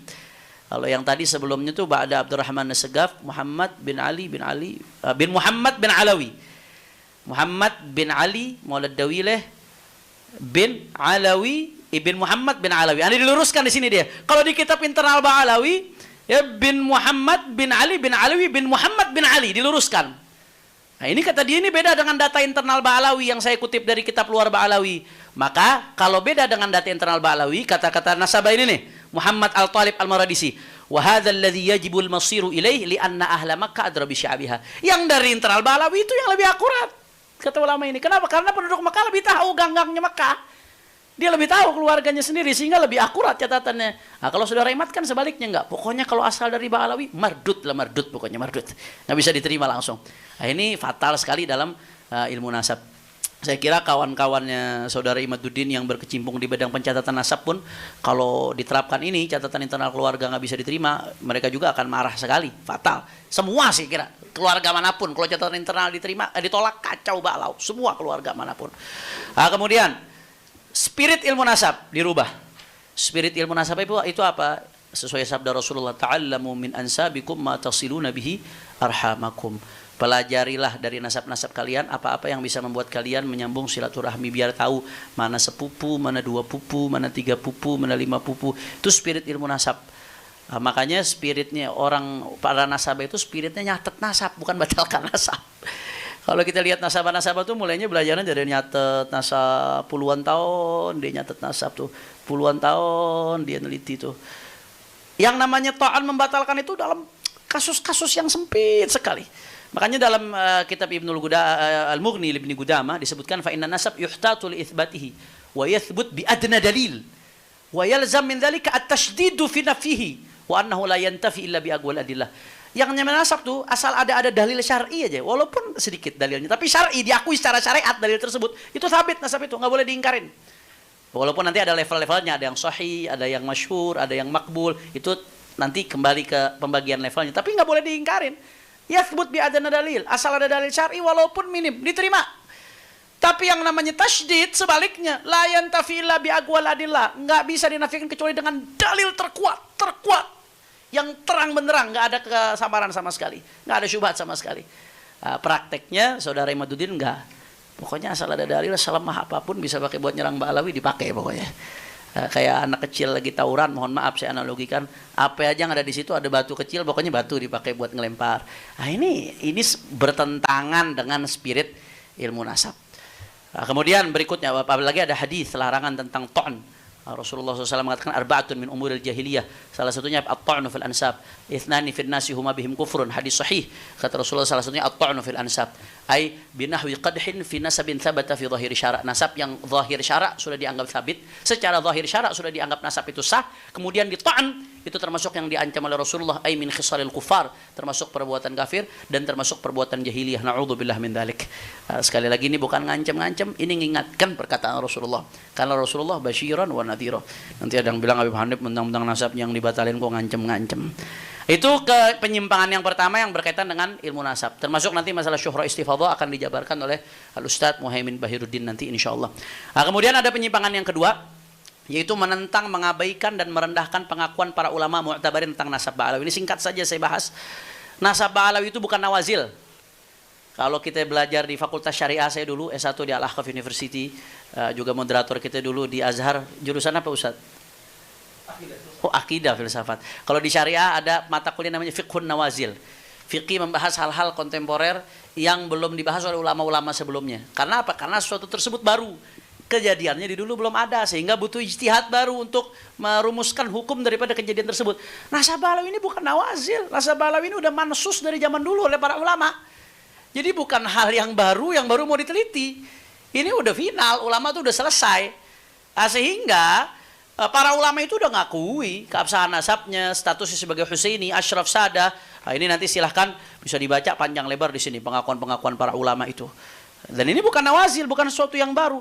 Andai kata nasab Ba'alawi ini terputus, nggak nyambung, yang akan memutuskan itu ulama-ulama itu. Kalau menurut standar ilmu nasab dan syariat putus. Kenapa? Karena nasab itu udah sampai ke tangan mereka. Kalau nasab itu terputus, kemudian mereka tetap paksakan tersambung, oh berarti khianat dong. Berarti bohong atas nama Rasulullah. Berarti menyambungkan nasab yang harusnya disambungkan. Jadi ini bukan nawazil. Ini udah selesai dibahas oleh ulama. Justru sebaliknya, yang ta'nu ini yang baru muncul kemarin-kemarin beberapa orang. Dan kalau kita mau lihat nama-nama ulama yang ngaku nasab Ba'alawi, silahkan nanti dilihat di buku ini ya, Keabsahan Nasab Ba'alawi dan membongkar penyimpangan pembatalnya yang disusun oleh tim pengawal Persatuan Umat. Itu banyak sekali. Seenggak-enggaknya kami di sini nih, kami santri-santri ini yang kami, apalagi saya khususnya Thailibul Ilm yang bukan orang alim hanya santri, seenggak-enggaknya saya dapat 140 referensi dari non Ba'alawi. Yang dari Oman tuh hampir 180 lebih ngakui keabsahan nasab Ba'alawi, status mereka sebagai Husaini atau Ashraf atau Sadah. Itu 180 lebih. Kita di sini 140-an. Nah, itu banyak sekali. Saya nggak perlu bacakan satu persatu. Ya, silahkan dilihat di layar itu. Ada nanti rincinya bisa dilihat di dalam buku tersebut. Ya, nah, ini ulama-ulama besar. Ada Ibnu Hajar, ada Syarji Az-Zabidi pengarang Tajridus Sharih. Ada Tuhfatuz Zaman. Tuhfatuz Zaman ini kitab yang dijadikan rujukan oleh Ibnu Hajar Al-Asqalani sebagaimana keterangan muridnya As-Sakhawi. Kemudian juga ada Dhamin bin Syadqum, ada Ibn Imad Al-Hambali, kemudian Al-Ayyashi, kemudian juga di sini ada Amir As-San'ani, ada As-Sakhawi, ada Asy-Syarqawi, ada Bakri Syata, Hasyiyah Fathul Mu'in, Bakri Syata. Kemudian juga masih banyak sekali kalau kita sebutkan satu persatu nggak akan cukup waktunya. Dan menariknya, ini fakta menarik, fakta yang menarik. Pengakuan nasab Ba'alawi bukan hanya dari ulama-ulama dari kalangan Syafi'iyah, Hanafiyah, Malikiyah, Hanabilah. Masing-masing dari ulama kalangan tersebut ada keterangannya. Ya, bukan hanya dari itu, tapi termasuk dari luar Ahlussunnah wal Jamaah, dari ulama Zaidiyahnya ada, dari ulama Ja'fariyahnya pun ada, bahkan dari kalangan Salafiyahnya pun ada. Salafiyah mu'asirah yang saya maksud di sini ya. Jadi ini nasab Ba'alawi keabsahannya ini di kalangan ulama minal qawasimil mushtarakah, termasuk sesuatu yang diakui oleh semua kalangan ulama ya. Makanya saya lucu begitu ada satu tokoh ya, seniman tahu-tahu ngomong ini dunia internasional sudah nggak mengakui lagi. Dunia internasional yang mana yang dimaksud ini saya nggak ngerti. Tadi Gus Rumel bilang waktu ke toko-toko, ke pakar-pakar, mereka ketawa dengar ada pembatalan itu. Ini dunia internasional yang mana? Ini justru ulama dari berbagai mazhab, bahkan pengakuan dari negara. Pengakuan dari negara Yaman Utara saat itu, Daulah Al-Mutawakkiliyah Al-Yamaniyah, ada tertulis Qoror. Daulah Kuwaitiyah, Daulah Kathiriyah, ada. Semua data-datanya kami muat di sini. Kemudian dari Naqabat Al-Ashraf juga ada. Itu yang belakangan-belakangan. Jadi saya kadang bingung. Pusing saya. Minum obat berkali-kali nggak hilang-hilang itu pusing. Itu dunia internasional yang mana yang nggak ngakui? Apakah sesempit itu dunia internasional yang dimaksud? Wallahu a'lam. Jadi, kata Gus Wafi selatannya condet mungkin itu maksudnya. Nah, ya. Jadi ini pengakuan ulama sudah begitu banyak. Ya. Coba kita lihat ini versus ulama yang mengakui versus yang menolak, yang mengakui ini. Ya, seenggak-enggaknya la ala sabilil hasar, sebagian kami sebut ini di sini aja udah 140. Ini yang mengaku ini. Ini yang tertulis, belum yang enggak tertulis. Yang enggak tertulis enggak kehitung. Yang enggak tertulis yang enggak kehitung. Saking banyaknya pengakuan itu. Saya kira murid-murid para kiai, murid para ulama tahulah. Yang non Ba'alawi. Ya, ini yang ngaku ini. Kemudian yang enggak ngakui, yang enggak ngakui. Selamat datang di dunia kebenaran. Ini kalau bahasanya Gus Wafi. Murad Syukri tahun 95 ditambah Audah Uqaili tahun 2009 sama dengan Imaduddin bin Sarman tahun 2023. Oh, saya sampai nulis tuh Imaduddin, mohon maaf Kiai Imad, salah penulisan. Ada Sakot minan nusakh ya, salah penulisan. Nah, ini yang nggak mengakui ini pembatal, mohon maaf, bukan pembatal nasab Ba'alawi. Nah, yang mau saya garis bawahi ya, pengakuan dari para ulama itu fakta yang tidak bisa terbantahkan. Segiat apapun Imad nulis, berceramah, mempropagandakan, dibantu dengan Haji Roma Irama, dibantu dengan teman-temannya, tidak bisa merubah fakta pengakuan dari ulama itu. Al-bahath la yaruddul manqul. Jadi itu fakta. Pengakuan dari para ulama yang segitu banyak itu fakta yang nggak bisa dinafikan. Segiat apapun Haji Imad berbicara, menulis, itu tidak bisa merubah fakta yang sudah terjadi. Nggak bisa. Dan yang Imad sampaikan itu nggak lebih hanya menunjukkan pribadinya dia, pendapat pribadinya. Makanya menariknya di sini, kalau sebetulnya beliau gentle, seperti yang beliau pernah katakan, walaupun sedunia ulama mengakui, saya akan tetap menolak. Itu udah bagus tuh sebetulnya. Itu sikap gentle namanya.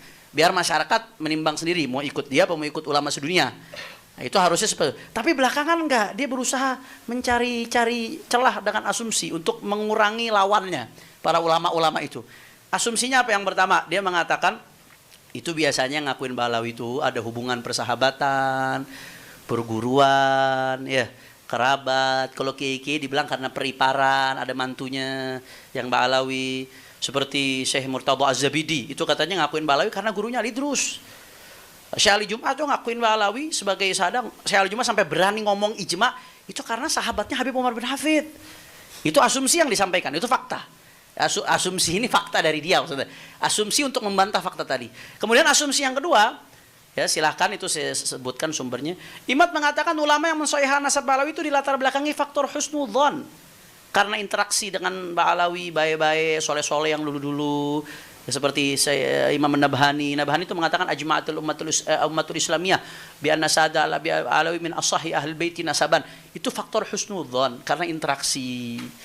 Nah, ini asumsi. Asumsi yang nggak akan bisa merubah fakta tadi. Jawaban atas asumsi tersebut apa? Satu, itu asumsi nggak bisa merubah fakta. Yang kedua, sadar atau nggak sadar, dia sedang nuduh ulama itu berani ngesahkan nasab yang nggak sah hanya karena pertemanan, hanya karena ngelihat akhlak. Seolah-olah ulama itu udah tahu ini nasab nggak sah, cuman tetap disahkan karena nggak enak temen, karena nggak enak ini guru, karena nggak enak. Seolah-olah ulama itu nabrak hadis yang melarang bohong atas nama Rasulullah. Ulama-ulama itu nabrak hadis yang melarang menisbatkan seorang bukan kepada bapaknya. Jadi di samping asumsi itu nggak terbukti, apa yang Imad utarakan juga mengandung fitnah keji yang luar biasa. Itu yang saya perlu tegaskan di sini. Jadi itu fakta yang nggak terbantahkan. Harusnya kalau dia gentle ya udah bilang ini pendapat saya nabrak semua ulama, selesai, nggak usah pakai takwil. 140 kitab Anda mau takwilkan semuanya, habis umur buat takwil itu. Kemudian asumsi berikutnya, asumsi Imad. Imad mengatakan bahwa ulama yang mensahihkan nasab Ba'alawi hanya menukil, nah ini yang penting nih, dari orang yang sebelumnya seperti yang dilakukan oleh Imam Ibnu Hajar Al-Haytami. Itu silahkan lihat di websitenya. Saya mau jawab di sini. Yang pertama, yang namanya ilmu nasab itu ya riwayat, nukil. Ilmu nasab itu bukan ijtihad akli. Yang namanya ilmu nasab memang riwayat, nukil dari sebelum-sebelumnya. Hanya saja ulama yang menukil itu ketika melihat ini sesuai dengan standar syariat ilmu nasab, dia yang punya ilmu akan menimbang nukilan tersebut.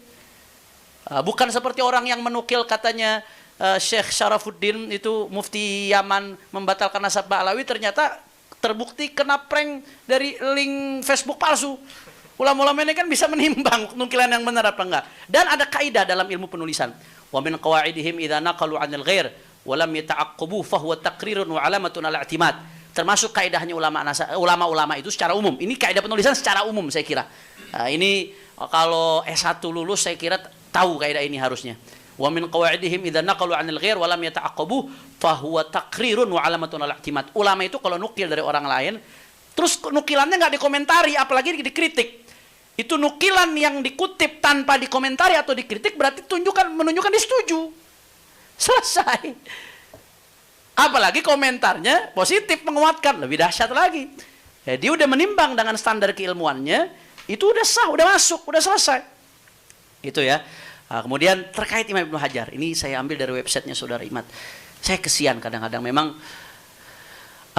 kebencian terhadap sesuatu tuh ya mohon maaf sekali lagi, ini nasihat dari hati saya, kadang-kadang membuat buta. Ketika bicara soal Ibnu Hajar, dia nulis satu tulisan tentang Ibnu Hajar itu tidak mengisbat nasab Ba'alawi. Dia ngutip omongan Ibnu Hajar, dia katakan Ibnu Hajar hanya menukil dari Al-Idrus, omongannya Abdullah Al-Idrus Al-Akbar. Ya memang betul menukil dari Sayyidina Abdullah Al-Idrus Al-Akbar, tapi jangan lupa beliau sendiri nih yang ngutip, tapi dia saya zoom sedikit ya. Nah ini dia sendiri yang ngutip. Ini kan omongan Ibnu Hajar tuh. Li anna masyayikhaha wal nakhtim bi tariqatin jalilatin aliyatil miqdar li anna masyayikhaha min awalihim ila muntahum min alil bait. Baru setelah itu kullun an abi baru qala al-qutbu Abu Bakar al-Idrus. Sebelum ngutip omongan Ibnu Hajar ada sebelum ngutip omongan Sayyidina Abu Bakar al-Idrus, di situ ada keterangan dari beliau, pernyataan min alil bait, ini alul bait. Nah, saking entah nggak kelihatan atau bagaimana, beliau bicara panjang lebar di artikel ini, Ibnu Hajar tidak mengisbat nasab Ba'alawi. Padahal itu jelas-jelas tulisan itu min alil bait, itu tulisan Ba'alawi itu baru setelah itu ngutip. Itu kan artinya beliau setelah ngutip itu, beliau mengutarakan pandangannya terhadap nasab tersebut setelah ngutip, terhadap sanad tersebut. Sanad yang isinya sekaligus nasab, karena kullun an abi, karena semua ngambil dari ayahnya. Udah jelas banget itu, kullun an abi, semua dari ayahnya. Berarti dia nganggap yang ada di situ semua dari ayahnya. Termasuk Ubaidillah bin Ahmad, Abdullah min abihi Ahmad min abihi Isa, di situ disebutkan. Selanjutnya, kemudian kebencian yang menutup mata. Nah, ini dia tadi. Li'an nama syekha min awalihim, ini sampai ketutupan, sampai nggak kelihatan. La ilaha illallah.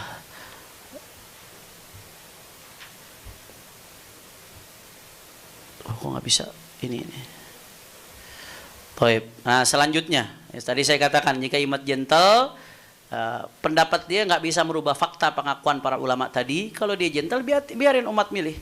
Mau ngikut saudara imat, apa mau ikut ulama-ulama tadi? Ya silahkan. Walaupun nanti Gus Wafi akan bahas oleh kullu khilafin ja'a mu'tabara illa khilafun aw haddun minan nadhari. Nanti Gus Wafi akan membahas. Kalau dia gentle harusnya seperti itu. Kemudian ya, dia selalu mengatakan itu walau afdal muftuun radhiyallahu anhu. Kemarin terakhir ketua PBNU pun ngutip ini di muktamarnya Lazisnu. Walau afdal muftun, saya tetap husnudzon Habib Ali Al-Bahar, dzurriyyah Rasulullah sallallahu alaihi wasallam. Nah, ketua PBNU mengatakan demikian. Ini kata-kata ini walau afdal muftun ini populer gara-gara ceramahnya Haji Imaduddin. Walau sedunia mengaku saya akan nolak, ini enggak ilmiah ini. Kalau ilmiah itu kata ulama, idza su'ilna an madhhabina wa madhhab mukhalifina qulna wujuban. Madhhabuna shawab yahtamilul khata' wa madhhabu mukhalifina khata'un yahtamilus shawab. Ulama-ulama dulu tuh sebagaimana diceritakan dalam Ad-Durrul Mukhtar Hasyiah Ibnul Abidin, ya. Itu dan Hasyiah Ibnul Abidin, Durrul Mukhtar dan Hasyiah Ibnul Abidin. Idza su'ilna an madhhabina, kami kalau ditanya tentang pendapat kami, madhab kami dan madhab orang yang berbeda dengan kami, maka wajib kami mengatakan madhab kami yang benar, yang lain bisa saja salah. Madhab kami salah, madhab yang beda dengan kami salah, bisa saja benar. Az-Zufar, ini Az-Zufar mengatakan inilah sunnadzir ahadan hatta yaqul laqad akhtatu walakin unadhiru hatta yujan. Qila fa kaifa yujan? Qala yaqul bima lam yaqulhu ahad. Az-Zufar ini dalam kitab Akhbar Abi Hanifah mengatakan, aku ini kalau debat sama seseorang, aku enggak debat sama dia sampai dia mengatakan aku salah. Tapi aku kalau debat sama seseorang, aku debat sama dia sampai gila. Gimana itu gila wahai Syekh? Fa kaifa yujan? Gimana orang gila? Yaqul bima lam yaqulhu ahad. Kalau sudah berpendapat dengan pendapat yang dikatakan yang tidak dikatakan oleh siapapun. Punya pendapat yang nabrak semua ulama, itu bukan keren, itu gila. Itu kata Az-Zufar. Itu kata Az-Zufar. Kemudian terakhir, sekarang ada yang teriak-teriak, bagaimana kalau nasab Ba'alawi dibahsul masailkan oleh NU? Tayyib, bahsul masail NU itu ada aturan mainnya di dalam Kombes Nahdlatul Ulama dan Munas Alim Ulama yang diselenggarakan pada Januari 92 di Bandar Lampung. Itu memutuskan bagaimana prosedur memberikan jawaban terhadap permasalahan atau kasus yang itu disusun. Ada beberapa langkah, step. Hadza bitartib. Pertama, dalam kasus ketika jawaban bisa dicakupi oleh teks kitab nas dan di sana terdapat hanya satu qaul atau wajah, maka dipakailah qaul atau wajah sebagaimana yang termaktub dalam teks tersebut. Kalau yang seperti ini nggak ketemu, dalam kasus ketika jawaban bisa dicukupi oleh teks kitab dan di sana terdapat lebih dari satu qaul atau wajah, maka dilakukan takrir jama'i untuk memilih salah satu yang aslah atau aqwa, yang paling kuat, paling sejalan dengan maslahat dan paling sejalan dengan dalil. Ketiga, dalam kasus kalau tidak ada qaul atau wajah sama sekali yang menjelaskan, baru di situ ilhaqul masail binadhairiha secara jama'i.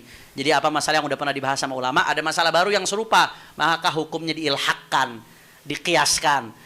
Nah, kemudian kalau nggak ada juga, nggak ada qaul, nggak ada wajah, nggak ada nazir untuk diilhaqkan, nggak ada masalah serupa dari kitab-kitab yang terdahulu, maka baru di situ lakukan ijtihad jama'i. Artinya apa ijtihad jama'i itu hanya dalam masalah nawazil yang nggak ada nasnya. Kalau ada nas seperti nasab Ba'alawi, kalau kata orang Betawi nasnya seabrek-abrek pengakuan tentang keabsahan nasab Ba'alawi.